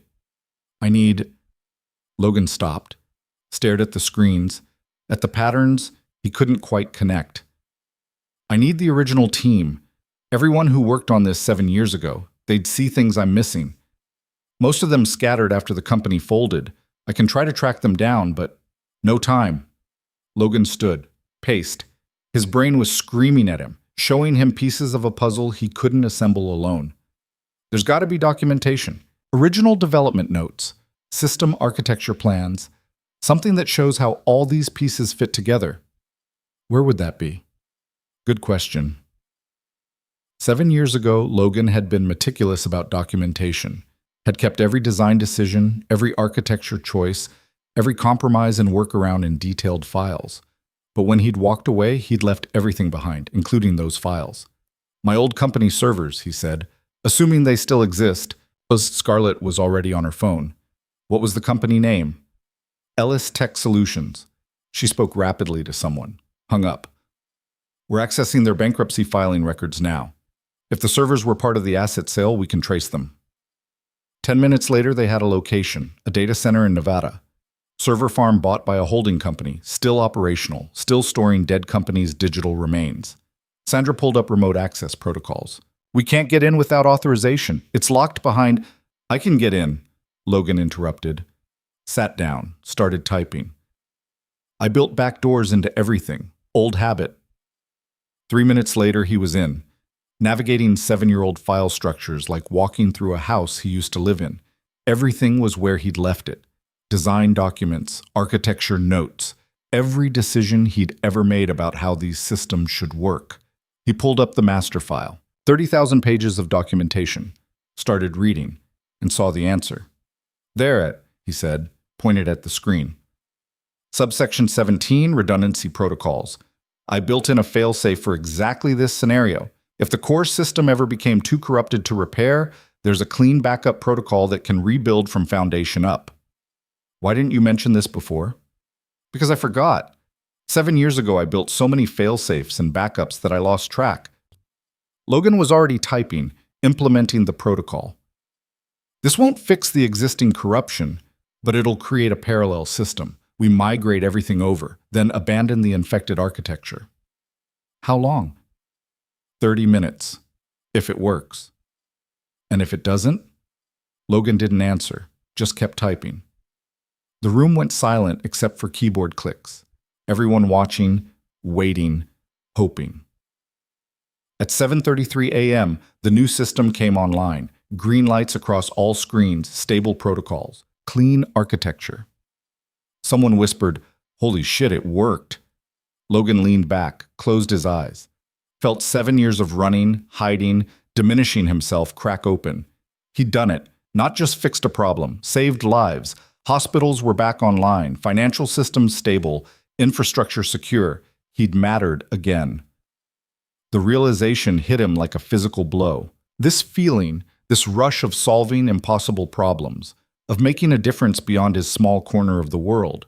This was what he'd given up, what he'd missed, what scared him because it felt so good it could become addictive. "Logan," Scarlett's voice pulled him back. "You did it. We did it." "No, this was you." She looked at him differently now, not like a CEO evaluating an asset, like a person recognizing another person. "You saved 6 companies, 3 hospitals, thousands of lives. You can't walk away from that pretending you're just maintenance." "I'm not pretending anything. Aren't you?" Scarlett moved closer, lowered her voice so only he could hear. "You've been hiding for 7 years, telling yourself it's about Ava, about being present. But maybe it's also about being scared." Logan's jaw tightened. "You don't know." "I know what it looks like when someone's running from their own potential. I've done it. Different reasons, same result. Building walls so high nobody can hurt you, including yourself." Before Logan could respond, Ava appeared in the doorway, rubbing her eyes, teddy bear dragging on the floor. "Dad, are we done? I'm hungry." The room went silent. 12 people staring at this small girl who just walked into a crisis management center like it was a kitchen. Logan stood, went to her. "Yeah, kiddo, we're done. Pancakes? You promised." "I did." He looked back at Scarlett, at Sandra, at the engineers who were still processing what they'd witnessed. "I have to go." "Logan, wait." Scarlett followed him to the elevator. "We need to talk about this, about what happens next." "What happens next is I take my daughter to breakfast." "And then?" Logan pressed the elevator button, didn't look at her. "I don't know." "The board is going to want answers. They're going to want to know who you are, what your role is. You can't stay invisible after this." "Watch me." "Logan, I fixed your problem. That's what you needed. Everything else is my business." The elevator opened. Logan took Ava's hand, stepped inside. Scarlett held the door. "You're a co-founder of the original system. You own equity. The board's going to find out, and when they do, everything changes whether you want it to or not." Logan looked at her, really looked. Saw the woman who'd spent months chasing him, who'd pushed and prodded and refused to give up, who'd just watched him save her company and was already calculating how to make him stay. "Let them find out," he said quietly. "I'll deal with it when it happens. But right now, I made a promise to an 8-year-old about pancakes, and that's more important than your board." He let the elevator doors close. In the car, Ava was quiet, unusually so. Logan glanced at her. "You okay?" "That lady, Scarlett, she likes you." Logan almost drove off the road. "What?" "The way she looks at you. She likes you." "She is my boss. She looks at you like Mom used to look at you. In the pictures." Logan's throat tightened. Sarah. He hadn't talked about Sarah in months, hadn't let himself think about those early days, when she'd look at him like he was solving puzzles she'd never imagined existed. "It's not like that," he said. "Okay." Ava didn't push, just looked out the window. Then quietly, "Would it be bad if it was?" "What?" "If someone liked you, like that, would it be bad?" Logan pulled into the Pancake House parking lot, turned off the engine, looked at his daughter. "Why are you asking this?" Ava shrugged. "You're always alone, except for me. And I'm a kid. Kids grow up, then what? Then I'm still your dad. But you'd be alone. Logan didn't have an answer for that, because she was right. He'd built his entire life around being Ava's father, around being present, available, dedicated. But he'd never thought about what happened after, when she was older, independent, living her own life. What would he be then? "Let's get pancakes," he said. They ate in comfortable silence. Ava ordered chocolate chip. Logan got coffee and toast he didn't eat. Around them, families laughed and talked, living normal Saturday mornings that didn't include saving companies or confronting choices that could reshape everything. Logan's phone buzzed, multiple times, messages piling up. He ignored them, until one came through that he couldn't ignore. "Unknown number, this isn't over. M.W. Marcus, from jail." Somehow still playing games. Logan stared at the message, felt cold settle in his chest. Another message. "You think you won? You saved their systems, but you proved my point. You can't help yourself. You'll always choose the work over everything else." Just like before. Logan's hands shook. He put the phone down. "Dad?" Ava noticed. "What's wrong?" "Nothing. Eat your pancakes." But it wasn't nothing, because Marcus's words hit exactly where they were meant to. Logan had chosen to come at 3 a.m., had brought Ava into danger, had spent 4 hours solving someone else's crisis while his daughter slept on a couch.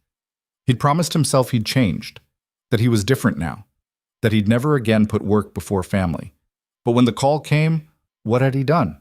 The same thing he always did. Fixed it. Was Marcus right? Was Logan just repeating old patterns with new justification? His phone buzzed again. This time, Scarlett. "The board wants to meet with you." Monday 9 a.m. "Not optional." Logan typed back. "I work maintenance. I don't meet with boards. You're not maintenance anymore. They know who you are." Marcus sent them everything. Your old contracts, equity agreements, original IP documentation. They know you're a co-founder. Logan's stomach dropped. How much equity? 18% of the original architecture, which means 18% of any company using it, including Vance. The number hit him like a punch. 18% of Vance Industries alone was worth hundreds of millions. Add in the other companies using his architecture? He was looking at nearly $1 billion in equity he'd walked away from 7 years ago. Equity that was still legally his. "I don't want it," he typed. "Doesn't matter what you want. It's yours. The board wants to discuss transition, buyout options, your role going forward." "I don't have a role." "Logan, this isn't going away. You can't hide anymore." He turned off his phone, looked at Ava, who was watching him with worried eyes. "We're going home," he said. They drove back in silence. Logan's mind was racing. Equity, meetings, board discussions. His carefully constructed invisible life exploding in every direction. At home, Ava went to her room. Logan sat on the porch, staring at nothing, trying to figure out how everything had fallen apart so fast. His phone, still off, felt like a bomb in his pocket. He thought about Sarah, about the choices they'd made together, about her lying in a hospital bed, telling him to let go of the company, to focus on their daughter, to choose what mattered. He'd listened, had walked away from everything. Now everything was walking back. Mrs. Chen appeared on her porch next door, waved. "You look like you've seen a ghost, Logan." Something like that. She came over, sat beside him without asking. Mrs. Chen was 73, had lived next door for 30 years, had seen everything and judged nothing. "What happened?" she asked. Logan almost said nothing, almost gave his standard response. But he was tired of hiding, tired of pretending. "I used to be someone important," he said, "built companies, made millions. Then my wife died and I walked away from all of it. Became nobody. You became a father." "Yeah, and now the old life is coming back, and I don't know if I'm strong enough to say no again." Mrs. Chen was quiet for a moment. Then she said, "You know what I think?" "What?" "I think you're asking the wrong question." "What's the right question?" "Not whether you're strong enough to say no, whether you're brave enough to say yes." Logan looked at her. Yes means risking everything again. Yes means putting work before Ava. Yes means becoming the person I promised myself I'd never be again. Or, Mrs. Chen said gently, yes means showing your daughter that her father is more than just her father, that he's a person with value beyond what he does for her. She's 8. She doesn't need to see that yet. Maybe she does. Maybe she needs to see that people can be more than one thing, that you can be her dad and also someone who matters to the world. What if I fail? What if I choose wrong again? Mrs. Chen smiled. Then you'll have failed trying, which is better than succeeding at hiding. She patted his knee, went back to her house. Logan sat alone, her words echoing, brave enough to say yes. He thought about Scarlett, about the board meeting, about 18% equity in companies he'd helped build, about systems he'd created that were keeping people alive, about mattering. That night, after Ava was asleep, Logan made a call. Scarlett answered on the first ring. I wasn't sure you'd call back. I need to know something, okay? If I do this, if I step into whatever role the board wants, can I do it on my terms? What terms? I work from 8 to 3:30. I'm home when Ava gets out of school. I don't travel without her. I don't miss bedtime. I don't become the person I was before. Scarlett was silent, calculating. That's going to limit what you can do. I know. The board won't like it. I don't care. Another pause, then I'll make it work. Why? Because I need you. The company needs you. And because... She stopped. Because what? Because I think you need this too, even if you won't admit it. Logan closed his eyes. Monday, 9 a.m. I'll be there. Thank you. Don't thank me yet. I haven't said yes to anything except a meeting. It's a start. Logan hung up, sat in the dark, wondered what the hell he was doing. The next morning, he told Ava over breakfast, I have a meeting tomorrow with some important people. About the computer stuff? Yeah. Are you in trouble? No. Opposite, actually. They want to offer me a job, a big one. Ava stopped eating. Would you take it? I don't know. That's what the meeting's about. Would it change things? Like, would you not be home as much? Logan reached across the table, took her hand. Listen to me. Nothing changes how much I'm here for you. Nothing. Whatever job I take, whatever I do, you come first. Always. You promise? I promise. Ava nodded, went back to her cereal. Then quietly, I think you should take it. Logan blinked. What? The job. You should take it. Why? She looked up at him with Sarah's eyes, with wisdom that 8-year-olds shouldn't have but sometimes did. Because when you came home yesterday, after you fixed everything, you looked different. Different how? Happy, like really happy. Not just dad happy, person happy. Logan's throat closed up. I'm happy with you. I know, but you could be both kinds of happy, right? He pulled her into a hug, held on tight. This kid, his kid, who somehow understood things he was still figuring out. Yeah, he whispered. Maybe I could. Monday morning arrived too fast. Logan put on clothes he hadn't worn in years, a suit that still fit but felt foreign. Ava helped him with his tie. You look fancy, she said. I look uncomfortable. That too. She straightened his collar. Go fix their stuff, Dad. Then come home and tell me about it. Logan drove to Vance Industries, took the elevator to the executive floor, walked into a conference room where 20 people waited. The board, all of them, staring at him like he was something between a threat and a salvation. Scarlett sat at the head of the table, gestured to the empty chair beside her. Logan sat. Gerald, the silver-haired board member who'd tried to interrupt months ago, spoke first. Mr. Pierce, or should we say Mr. Ellis? Pierce is fine. We've reviewed the original equity agreements. Your ownership stake is substantial, legally binding. The question is what you want to do with it. I want to sell it back to the company, for whatever's fair. The room erupted. Multiple voices talking over each other. Scarlett raised her hand. Silence fell. Why? Because I don't want to be an owner. I want to be useful. There's a difference. Another board member spoke up. We're prepared to offer $300 million for your stake. Logan's vision swam. $300 million, more money than he'd ever imagined, enough to give Ava everything. College, security, a life without struggle. No, he said. Excuse me? I don't want to sell. I want to work. Gerald leaned forward. You want to work here? At what capacity? Whatever capacity lets me rebuild the core architecture properly, make it sustainable, train people to maintain it without me, then walk away clean. How long would that take? 2 years? Maybe 3. And your compensation?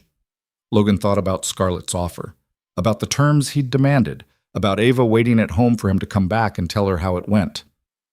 I want a salary that lets me work 8 to 3:30. I want my own team. I want final say on all technical decisions. And I want my daughter to never doubt that she comes first. The board members looked at each other. Several frowned. Scarlett spoke before anyone could object. Done. All of it. Ms. Vance, Gerald protested, that's highly irregular. So is having the architect of our core systems working in our basement for 5 years without us knowing. So is nearly losing everything because we ignored his warnings. So is watching him save 6 companies in 4 hours. Scarlett's voice was steel. Logan's terms are reasonable. We accept them.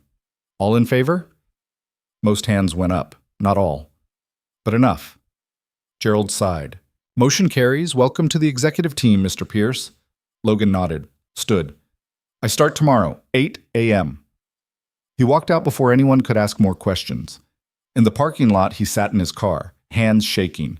He'd done it, had said yes, had chosen to matter again, and terrified didn't begin to cover how he felt. His phone rang. Scarlett, you just walked out of your own welcome meeting. I have to pick up Ava in 40 minutes. Logan, I meant what I said, every word. If this doesn't work on my terms, it doesn't work at all. Silence. Then Scarlett laughed. You're going to drive this board insane. Probably. Good. They need it. She paused. Thank you for saying yes. Ask me in 2 years if you still feel that way. Logan hung up, drove to Ava's school, picked her up right on time. How'd it go? She asked, climbing into the car. I took the job. Ava grinned, huge smile that lit up her whole face. Dad, that's awesome. You think? Yeah, now you can fix all their stuff and then come home and we can still have spaghetti on Tuesdays. Logan laughed. Actually, laughed. Because she was right. Life didn't have to be all or nothing. He could matter and still be present, could build empires and still make spaghetti, could be both kinds of happy. For the first time in 7 years, Logan Pierce stopped running from who he used to be and started figuring out who he could become. The first 3 months were hell. Not the dramatic, explosive kind of hell. The grinding, exhausting, soul-testing kind where Logan woke up every morning wondering if he'd made a catastrophic mistake. He thought he could do both. Be present for Ava and rebuild a company's entire digital infrastructure. Thought his terms, 8 to 3:30, no travel, final say on decisions, would create enough boundaries to make it work. He was wrong. The problem wasn't the hours, it was the weight. The constant pressure of knowing that 6 companies depended on systems he was redesigning. That hospital equipment, financial networks, infrastructure management, all ran on architecture. He was systematically dismantling and rebuilding. Every decision mattered. Every line of code could save lives or end them. And he couldn't turn it off when he left the office. Dad, you're doing it again. Ava's voice pulled him back to the dinner table. Tuesday, spaghetti night. Except Logan had been staring at his plate for 10 minutes, mentally debugging a protocol issue. Sorry, what were you saying? I asked if you could help me with my science project 3 times. Logan set down his fork. Of course, what's the project? Building a volcano, but you weren't listening. I'm listening now. Ava's face was skeptical. 8 going on 30. You've been weird since you took the job. Like you're here but not here. She wasn't wrong. Logan had kept his promise about hours. Always home by 3:45, always present for pickup, dinner, homework, bedtime. But mentally, he was still at the office, still running through problems, solutions, endless scenarios. I'm sorry, he said. You're right. I've been distracted. Is the work hard? Very hard. Then maybe you should quit. Logan looked at his daughter, at her serious expression, at the worry she was too young to be carrying. You told me I should take the job. Remember? That was before you turned into a zombie. Fair point. Logan pushed his plate away, gave Ava his full attention. Okay, science project, volcano. What do we need? They spent the next hour building a papier-mâché mountain in the kitchen. Messy, chaotic. Ava got paste in her hair. Logan got it on his shirt. But for 60 minutes, he wasn't thinking about code or systems or the weight of keeping companies alive. He was just dad. At bedtime, Ava hugged him tighter than usual. I like when you're here, not just here. Me too, kiddo. Then be here more. I'll try. After she fell asleep, Logan sat at his kitchen table with his laptop. Told himself he'd just check one thing. Just verify one protocol. Just solve one small problem. 3 hours later, he was still there. His phone buzzed. Text from Scarlett. You're still working. I can see your login. He typed back. So are you. I don't have a daughter waiting for me to be present. She's asleep. That's not the point. Logan stared at that message. Scarlett had been different lately. Less CEO, more human. She'd started checking in on him, making sure he wasn't drowning, making sure his boundaries held. He appreciated it, also resented it, because her concern meant she saw what he was trying to hide, that he was failing at balance. I'm fine, he typed. Liar. Conference room A tomorrow, 7 a.m. Just us. I don't start until 8, make an exception. Logan almost refused. Then curiosity won. Fine. 7 a.m. He closed his laptop, went to bed, lay awake thinking about code and volcanoes and daughters who deserved better than zombie dads. Sleep came eventually, not peacefully. The next morning, Logan dropped Ava at before-school care, something he'd been doing more often, something that made his chest tight with guilt, and arrived at Vance Industries at 6:52 a.m. Scarlett was already in conference room A, coffee waiting. No laptop, no files. Just her, looking tired in a way that expensive clothes couldn't hide. "Sit," she said. Logan sat. "What's this about?" "You're burning out." "I'm fine." "You logged 47 hours last week. You're contracted for 32 and a half. The work will always require more. That's how this goes. You give it everything and it asks for more." Scarlett's voice was firm, not angry, concerned. "I've seen this before. Hell, I've lived this before. You think you can handle it, think you're different. Then one day you wake up and realize you've become exactly what you were trying to avoid." Logan's jaw tightened. "I'm not Marcus. I'm not abandoning anything." "You're not abandoning Ava physically, but mentally, emotionally?" She leaned forward. "When's the last time you were fully present with her, not thinking about work?" "Last night, we built a volcano." "For how long?" "An hour." "And then?" Logan didn't answer. They both knew. Scarlett sighed. "I made you a promise that we'd do this on your terms, but your terms only work if you enforce them. And you're not. The systems will survive if you stop at 3:30 and don't log in at night. We have teams. We have protocols. You're not the only person who can solve these problems. I'm the only one who built them. So train others, delegate, trust." Scarlett's voice softened. "Logan, I didn't bring you back to destroy your life. I brought you back because I thought you could show us how to do this differently, how to build something sustainable without sacrificing everything. And if I can't, then we've both failed." They sat in silence, coffee cooling, morning light filtering through windows that showed a city waking up. Finally, Logan spoke. "I don't know how to do this halfway. When I'm in, I'm all in. It's how I'm wired. Then we need to rewire you." "That simple?" "That necessary." Scarlett stood, paced. "Here's what's going to happen. Starting today, your laptop gets locked at 4 p.m., remotely. You can't access company systems from home, at all. That's extreme. That's a boundary, the kind you can't blur." She stopped pacing, looked at him. "You want to matter. Fine. Matter during your hours. Then go home and matter there. You don't get to half-ass both." Logan wanted to argue, wanted to explain that complex problems didn't respect timelines, that sometimes solutions came at midnight, that creativity in crisis didn't follow schedules. But he thought about Ava, about her face when she said he was here but not here, about the promise he'd made to never become the person who chose work over presence. "Okay," he said. Scarlett blinked. "Okay?" "Lock the laptop at 4, no exceptions." "You're serious?" "You're right, I can't half-ass both. So I'm going to fully ass each one. Work gets 8 to 4. Ava gets everything else." Scarlett smiled. Real smile. "Good. Now get out of here. You don't start until 8 and you're wasting time you could be spending having breakfast with your daughter." Logan left. Drove back home. Found Ava eating cereal before Mrs. Chen took her to before-school care. "Dad, why are you home?" "Because I realized I dropped you off too early. We've got 45 minutes. Want to go get donuts?" Ava's face lit up. "Really?" "Really." They went to the donut shop 3 blocks away. Sat by the window. Ava got chocolate frosted with sprinkles. Logan got coffee and a plain glazed he didn't want but ate anyway.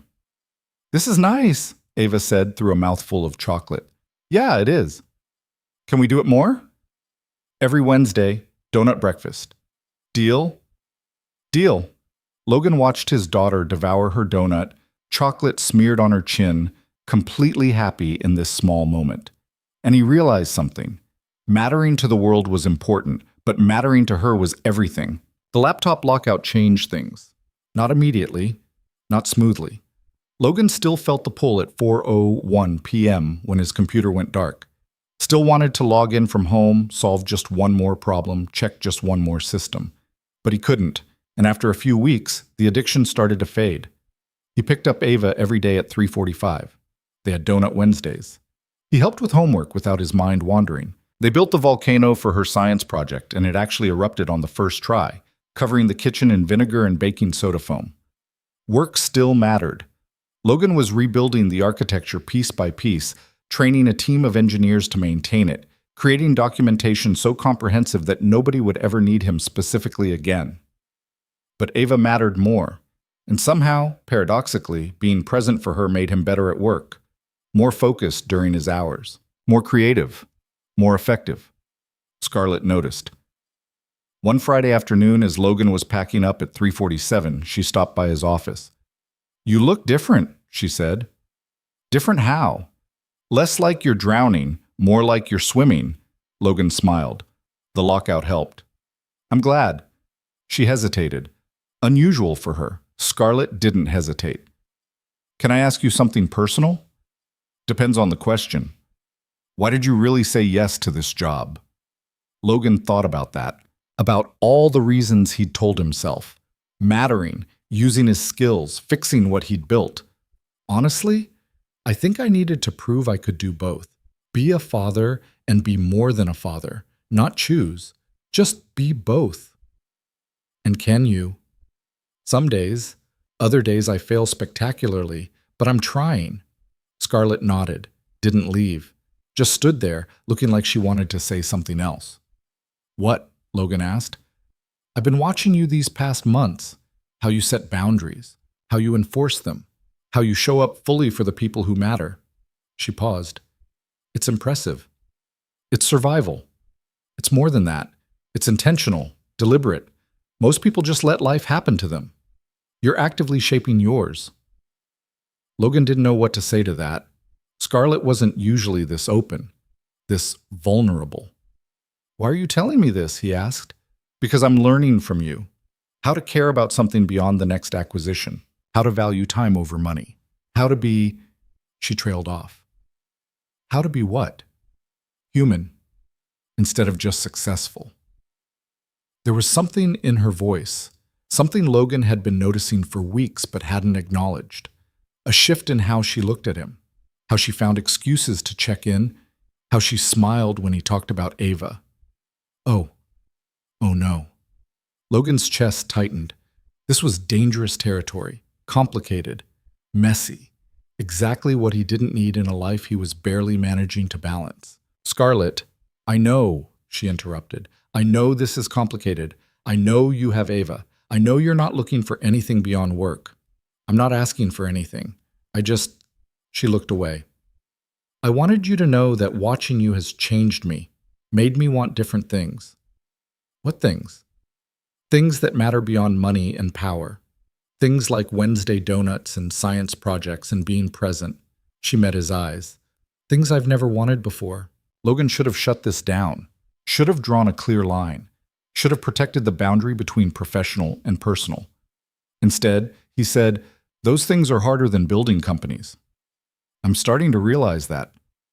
They stood in silence, his laptop dark, her walls down, something unnamed hanging between them. Finally, Logan spoke. "I need to pick up Ava." "I know. This conversation doesn't change anything. I'm still your boss. You're still the architect. We work together. That's all." Scarlett straightened, CEO mode sliding back into place. "Have a good weekend, Logan." "You too." He left, drove to Ava's school, picked her up, went home, made spaghetti because it was Tuesday. But the whole time, he couldn't stop thinking about Scarlett's words, about her admission, about the way she'd looked at him like he was solving a puzzle she desperately wanted to understand. He wasn't ready for this. Wasn't ready for feelings that complicated the careful balance he'd built. Sarah had been gone 7 years, but Logan hadn't looked at another woman since, hadn't let himself. Because looking meant vulnerability, meant risk, meant potentially choosing between his heart and his daughter, and he'd already made that choice once. Saturday morning, Logan took Ava to the park. They played on swings, fed ducks, did all the normal weekend things. On the way home, Ava said, "Dad, can I ask you something?" "Always." "Do you ever think about Mom?" Logan's hands tightened on the steering wheel. "Every day." "Do you miss her?" "More than I can explain." Ava was quiet for a moment. "Would she be mad if you liked someone else?" Logan pulled over, turned to face his daughter. "Why are you asking this?" Because you've been different since you started working with Scarlett, and I've seen how she looks at you when she thinks nobody's watching. Logan's heart hammered. When did you see Scarlett? Last week. She came to your office and I was there after school, remember? Waiting while you finished something. Ava shrugged. She looks at you the way people look at each other in movies, before they kiss. Ava, I'm not a baby, Dad. I know what liking someone looks like. She paused. So would Mom be mad? Logan thought about Sarah, about their last conversation in the hospital, about her hands in his, weak but insistent, about what she'd said. Your mom told me something before she died, he said quietly. She said life was too long to spend it alone, that after she was gone, I should find someone who made me happy. Did you? I found you. That was enough. But what if it's not enough anymore? Ava's voice was small, scared. What if you need more? Logan pulled her into a hug. You will always be enough. Always. But, he pulled back, looked at her. But maybe you're right. Maybe I've been so focused on being your dad that I forgot to be anything else. Is that bad? I don't know. I'm still figuring it out. Do you like her? Scarlett? Logan thought about that, about how Scarlett challenged him, how she'd seen him when he was invisible, how she'd pushed him to be more while respecting his boundaries, how she'd changed from someone who only valued power to someone trying to understand presence. I think I might, he admitted, but that doesn't change anything with us. It changes some things, but maybe that's okay. Ava smiled. Small, uncertain, but genuine. Mom would want you to be happy, all the ways. Not just Dad happy. Logan's eyes stung. His 8-year-old daughter, giving him permission to have a life beyond her. When had she gotten so wise? When did you grow up? He asked. I've been growing up. You just didn't notice because you were busy being here. She grinned. Which is good. But also maybe you can be other places too sometimes. They drove home. Logan made lunch. Ava did homework. Normal Saturday routine. But something had shifted. A door Logan had kept closed for 7 years had cracked open, and he wasn't sure if he was ready to walk through it. Monday morning, Logan arrived at work at 7:58 a.m. Scarlett was in the lobby, waiting. Can we talk? She asked. About Friday? About Friday. They took the elevator to the 43rd floor. Went to her office, massive, intimidating, everything Logan wasn't. Scarlett closed the door, didn't sit. I shouldn't have said what I said. It was unprofessional, complicated. You have enough on your plate without me adding to it. Scarlett, let me finish. You're important to this company, to me, but not in the way I implied. I value you as a colleague, a friend maybe, but nothing more. I crossed a line and I'm sorry. Logan studied her, saw the walls back up, the CEO armor fully in place, saw someone protecting herself the way he'd been protecting himself for years. What if you didn't cross a line? He said quietly. Scarlett froze. What? What if I've been thinking about it too? About you? About the possibility of something more than work? Logan, you have Ava. You have boundaries. You have a life you've carefully built. I'm not going to be the person who destroys that. What if you're the person who adds to it instead? Scarlett's expression cracked. I don't know how to do this. Relationships. Connection. I've spent my entire adult life avoiding exactly this kind of complication. Me too. So what are we doing? Logan moved closer. Not too close. Just enough that the space between them felt intentional. I think we're admitting that life is more complicated than we want it to be. That feelings don't respect boundaries. That maybe being scared is okay as long as we're honest about it. I'm terrified, Scarlett admitted. Me too. What about Ava? She gave me permission, sort of, in her 8-year-old way. Really? She's smarter than both of us. Logan paused. But we go slow. We don't rush. We figure out what this is before we name it. And Ava comes first. Always. Always, Scarlett agreed. They stood there. Two people who'd spent years avoiding connection.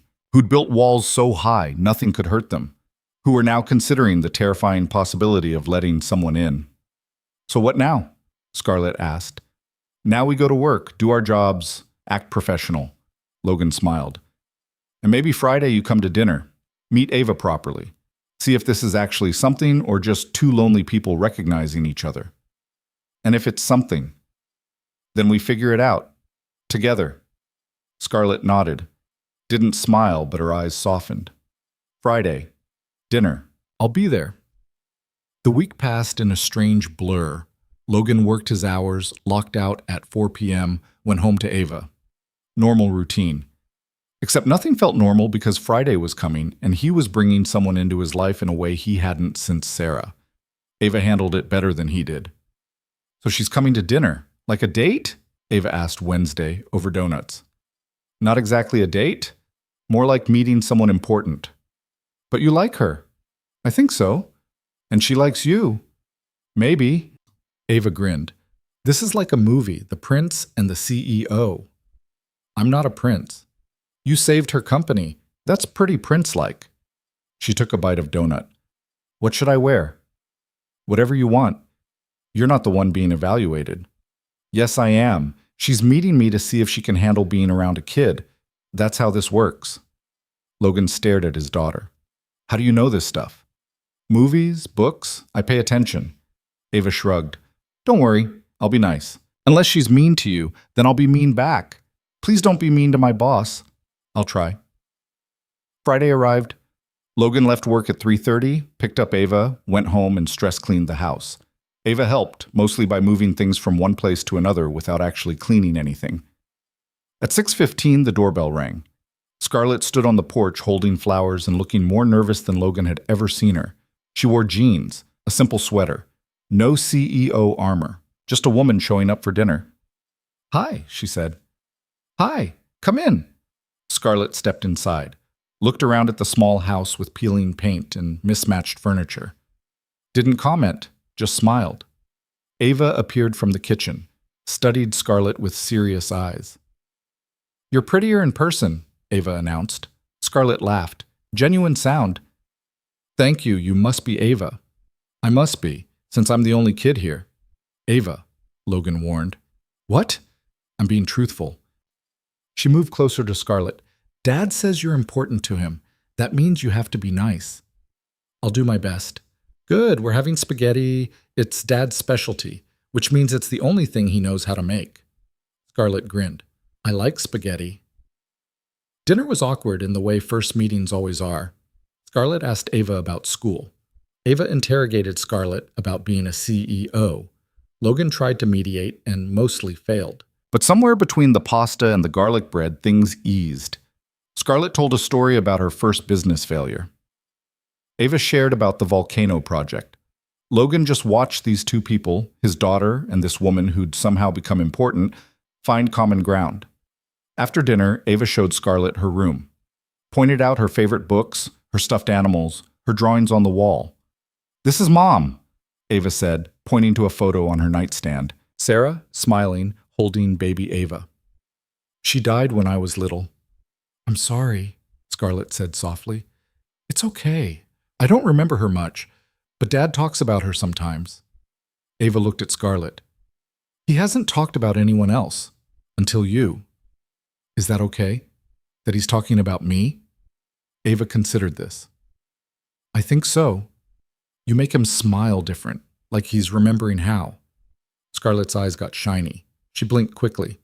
That's a very grown-up observation. I'm advanced for my age. When Ava went to bed, after extracting a promise from Scarlett to come back, Logan and Scarlett sat on the porch. Cool night air, quiet street, normal suburban evening. She's amazing, Scarlett said. She really is.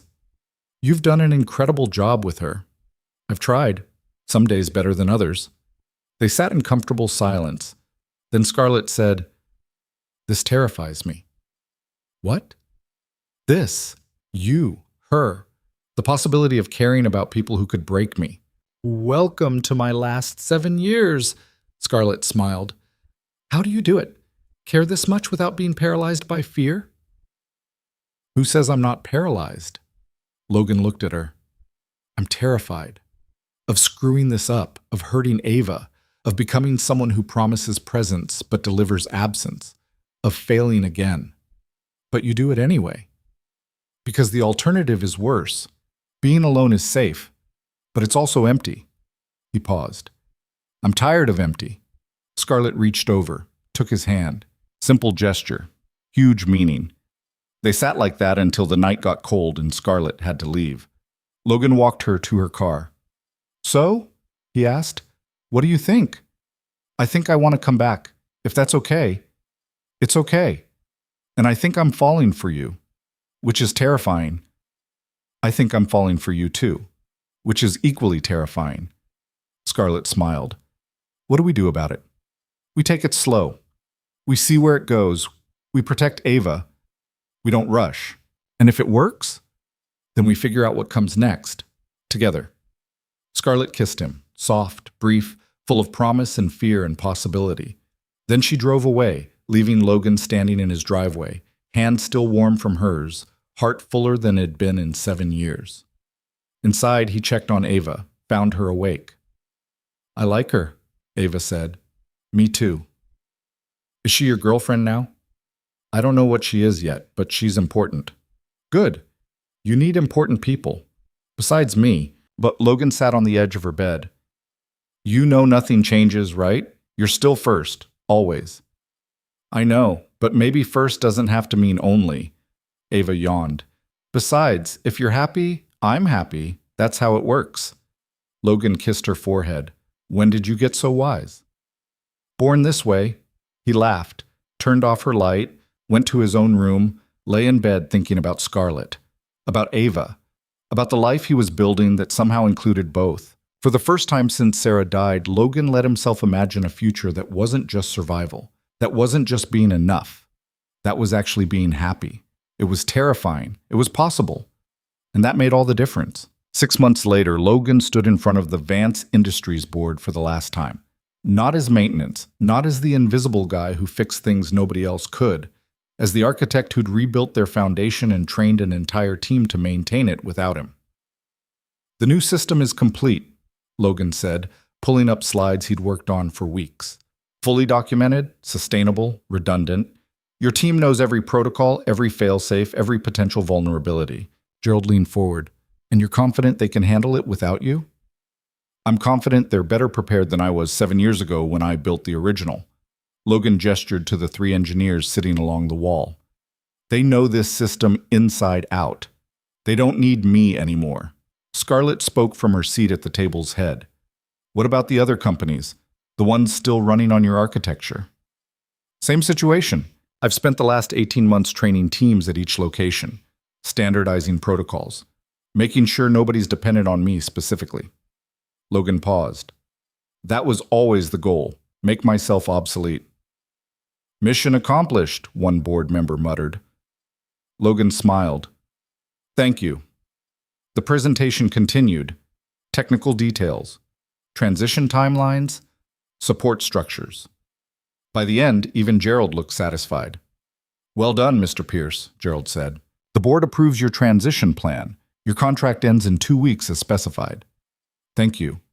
However, Scarlett interjected, we'd like to discuss a retention offer, consulting role, reduced hours, significant compensation. Logan had expected this, had rehearsed his answer. I appreciate it, but no. I came here to fix what I built and prepare you to maintain it. That work's done. It's time for me to step away. And do what? Another board member asked. Figure out what comes next. After the meeting, Scarlett caught Logan in the hallway. You're really walking away? I'm really walking away. I thought maybe you'd stay, find a way to keep working here. Logan stopped, looked at her. At this woman who'd gone from billionaire ice queen to someone who showed up for Wednesday donut breakfasts and helped Ava with science projects. This was always temporary. You knew that. I know, but things changed. We changed. We did.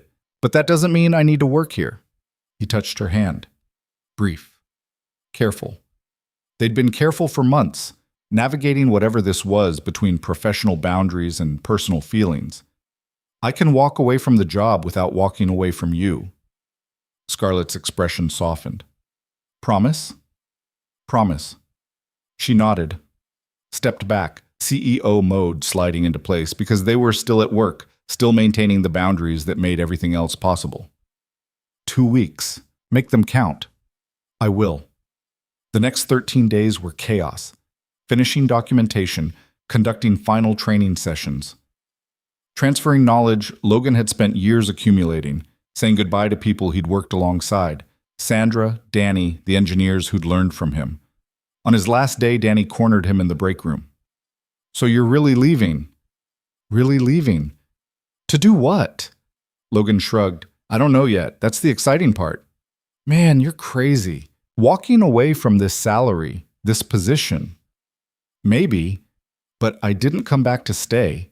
I came back to prove I could do both, work that mattered, and be present for Ava. I did that. Now it's time for something else. Something else being Scarlett Vance? Logan almost choked on his coffee. What? Danny grinned. Please, everyone knows. The way she looks at you, the way you look at her, you two think you're being subtle, but you're not. It's complicated. The good stuff usually is. Danny clapped him on the shoulder. Good luck, man. Whatever you do next. Thanks. At 3:30 p.m. on his last day, Logan packed his office. Didn't have much. Some books. Photos of Ava. A coffee mug she'd given him that said, World's Okayest Dad. Scarlett appeared in the doorway. Everyone's gone. Conference room. There's something you need to see. Logan followed her.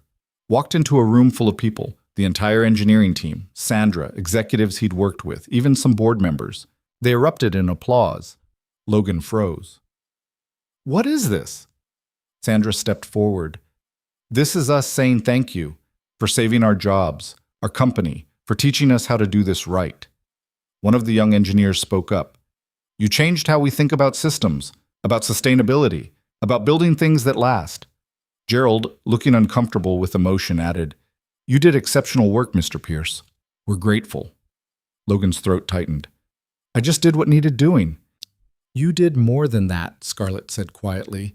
You showed us what it means to care about something beyond profit, to build with purpose, to value presence over productivity. The applause started again. Logan stood there, surrounded by people he'd helped, feeling the weight of 18 months settle into something like accomplishment. After the party, after the goodbyes, after everyone else had left, Logan and Scarlett stood alone in his now empty office. So this is it, Scarlett said. This is it. No more architect, no more emergency calls at 3 a.m. Well, maybe still the occasional emergency call. Old habits. Logan smiled, but not as an employee, as someone who cares what happens here. Scarlett moved closer. They'd been doing this dance for months, getting near, pulling back, testing boundaries. What happens now, with us?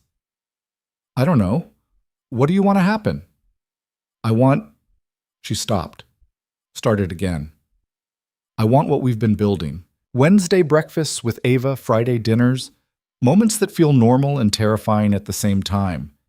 That doesn't sound like much. It's everything. For me. Scarlett's voice dropped. You changed my life, Logan. Made me want things I never thought I'd want. Family, connection, time that matters more than money. You changed mine too. Made me believe I could be more than just Ava's dad without losing what makes that important. They stood close. Office empty. Building quiet. Just two people who'd found each other in the wreckage of their carefully constructed lives. I love you, Scarlett said. Simply. No drama. Just truth. Logan's heart stopped. Started again. You can't say that here. In this office. On my last day. Why not? Because it's too perfect. Too much like a movie ending. Life isn't a movie. It's messy and complicated, and we're both terrible at this. Scarlett touched his face. But I love you anyway. Even though you're walking away from millions of dollars and I'm a workaholic billionaire with control issues. Logan laughed. Couldn't help it. When you put it that way, say it back or don't. But let me have this moment. He pulled her close, kissed her like they weren't in an office, like boundaries didn't exist, like the last 6 months of careful navigation had led exactly here. When they broke apart, both breathing hard, Logan said, I love you too. Even though you're insufferable and pushy, and you made me rebuild an entire company infrastructure, I prefer determined, insufferable. Scarlett grinned, kissed him again, softer this time. What do we tell Ava? The truth, that her dad fell in love with a woman who makes him crazy but also makes him happy. Think she'll be okay with it? I think she saw this coming before we did. They left together. Logan's last walk out of Vance Industries as an employee, but not his last time in the building, not his last connection to this place, just a different chapter. At home, Ava was waiting with Mrs. Chen. She took one look at Logan and Scarlett holding hands and said, "Finally." Mrs. Chen smiled. "I'll leave you three to talk." After she left, Ava sat them down on the couch like she was conducting an interview. "So you're together now, like officially?" "Officially," Scarlett confirmed. "Good. About time." Ava looked at Logan. "You're happier when she's around. Less zombie-ish." "Zombie-ish isn't a word." "It is now." She turned to Scarlett. "You're okay with him being unemployed?" Scarlett tried not to laugh. "I'm okay with it." "Good, because he's going to be around a lot more now, probably driving both of us crazy." "Hey," Logan protested, "am I wrong?" He wasn't wrong. The next few weeks proved that. Without work, Logan had time, too much time. He deep cleaned the house, reorganized closets, fixed things that didn't need fixing, drove Ava crazy, hovering over homework. "Dad," Ava said one afternoon, "you need a hobby." "I have hobbies." "Organizing my bookshelf is not a hobby. It's annoying." Scarlett, who'd started spending more time at their house, agreed. "She's right. You need something to do besides reorganize our lives." "Our lives?" Logan raised an eyebrow. "I've been here 5 days this week. It's our lives now." Fair point. Scarlett had gradually moved from occasional dinner guest to semi-permanent fixture. Her toothbrush lived in the bathroom. Her laptop occupied the kitchen table. She'd learned to make spaghetti Logan's way, badly, but with enthusiasm. "What kind of hobby?" Logan asked. "Something that uses your brain without consuming your life," Scarlett said. "Consulting," Ava suggested. "Help people, but not work for them." Logan looked at his daughter. "When did you become a career counselor?" "I'm advanced for my age." She was right, though. Over the next month, Logan started taking consulting calls. Small companies with big technical problems. He'd come in, assess systems, train teams, then disappear. No long-term commitment, no ownership, just fixing things and moving on. It was perfect. Enough challenge to keep him engaged, enough flexibility to be present for Ava, enough income to feel useful without being consumed. Life settled into a new rhythm.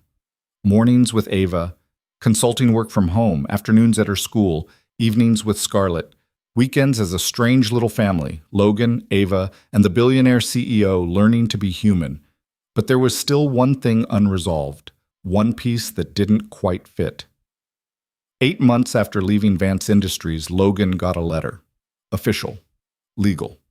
From Marcus Webb's attorney. Marcus was up for parole. Wanted to speak with Logan. Apologize in person. Logan stared at the letter for 3 days before telling Scarlett. "You don't have to go," she said. "I know. But you want to."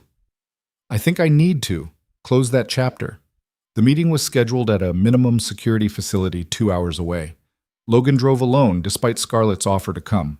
This was something he needed to do himself. Marcus looked older, thinner. Prison did that. But his eyes were clearer, less angry. They sat across from each other in a visiting room that smelled like industrial cleaner and regret. "Thanks for coming," Marcus said. "Your lawyer said you wanted to apologize." "I do. For all of it.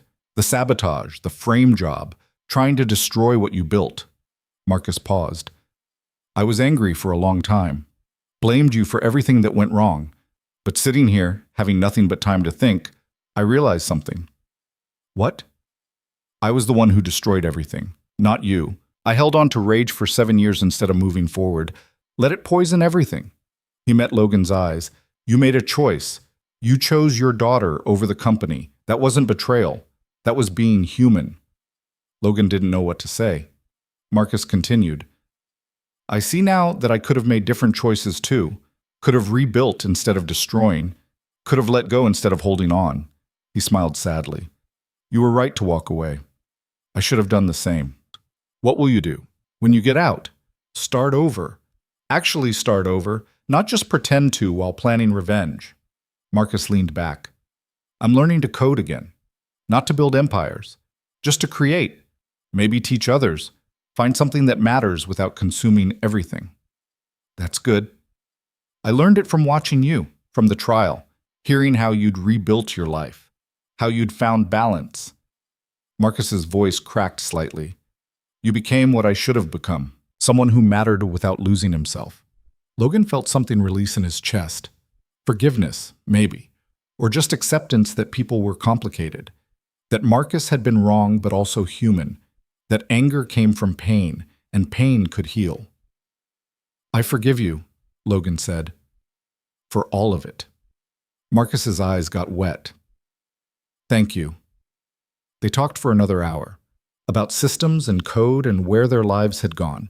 It wasn't friendship, wouldn't ever be friendship, but it was closure. Driving home, Logan felt lighter, like he'd been carrying Marcus's anger alongside his own guilt for years, and now both were gone. At home, Scarlett and Ava were making dinner, or attempting to. The kitchen looked like a disaster zone. What happened here? Logan asked. We tried to make lasagna, Ava said. It went bad.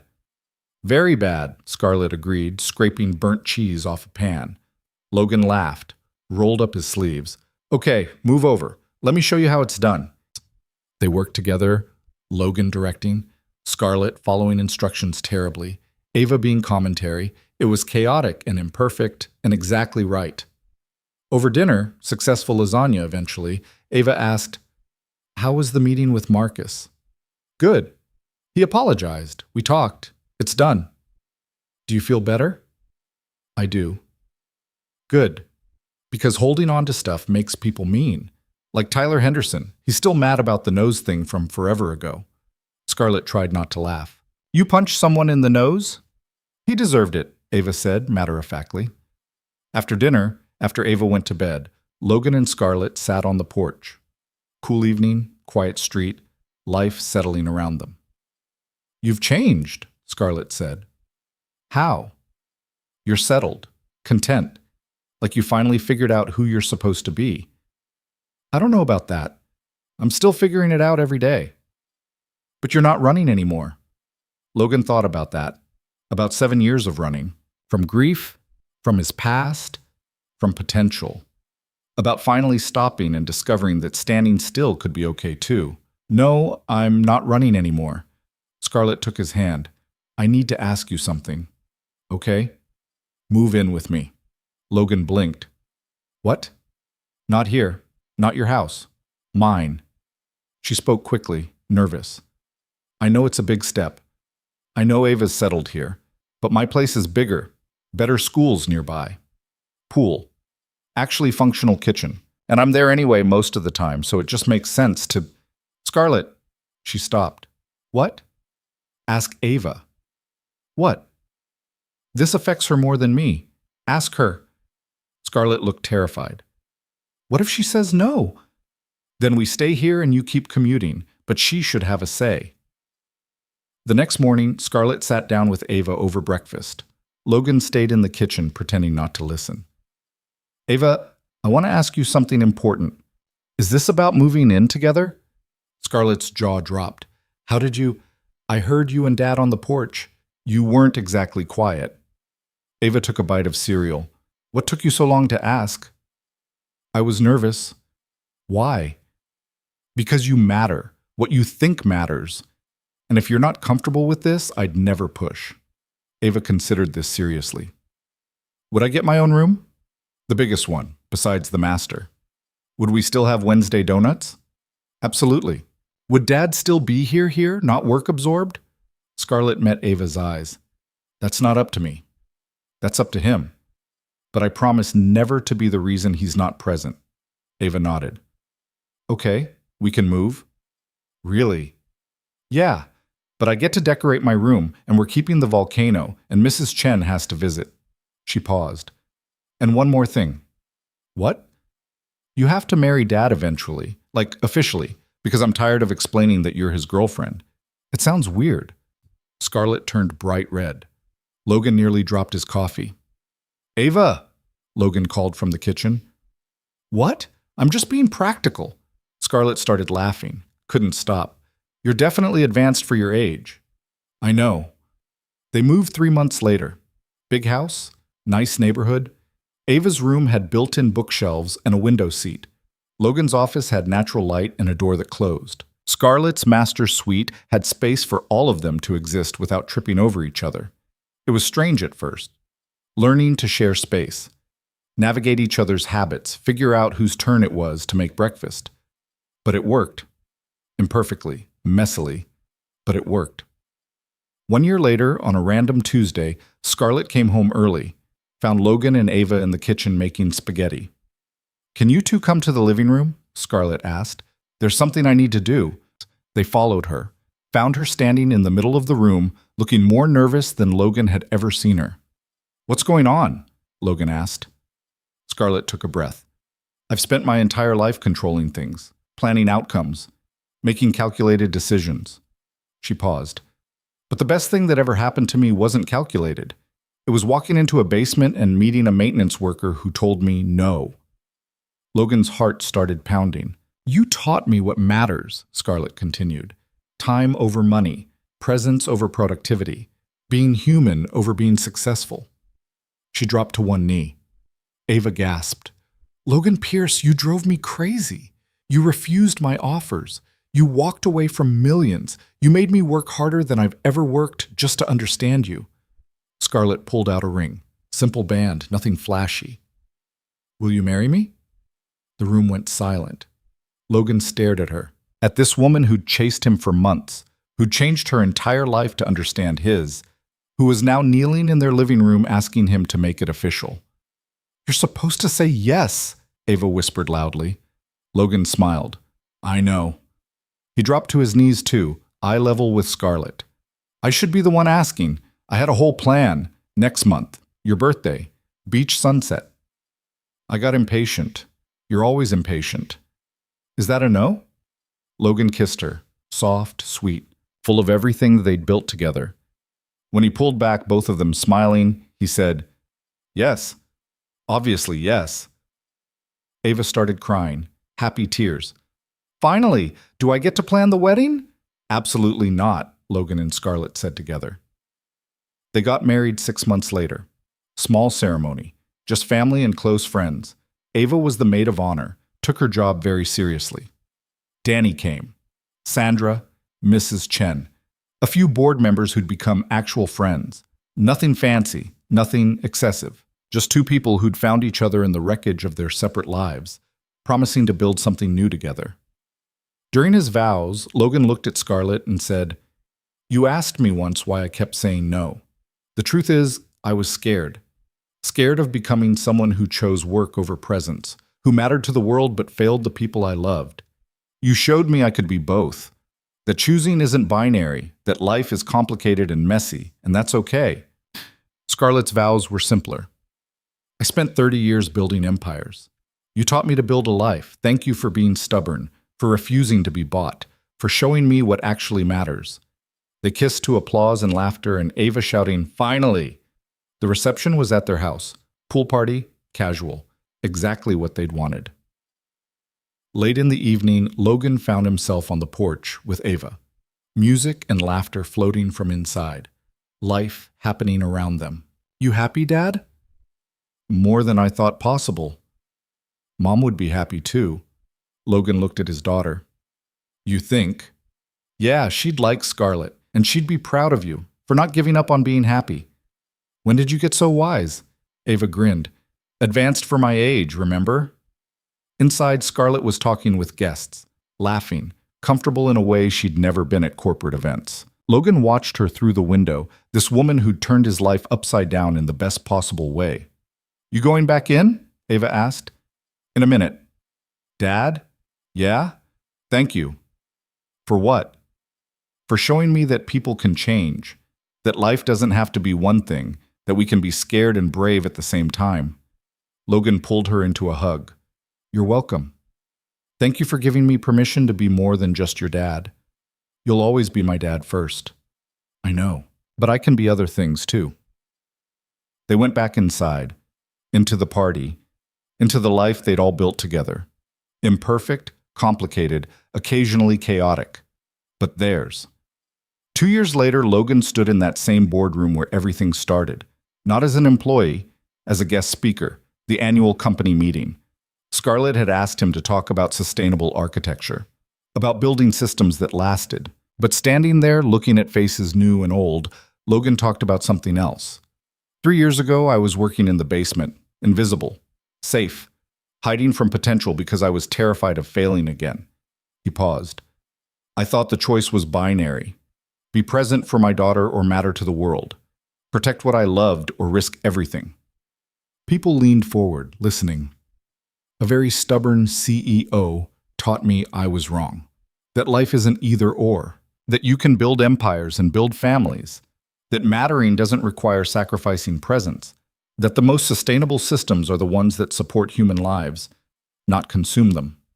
He looked at Scarlett, sitting in the front row, smiling.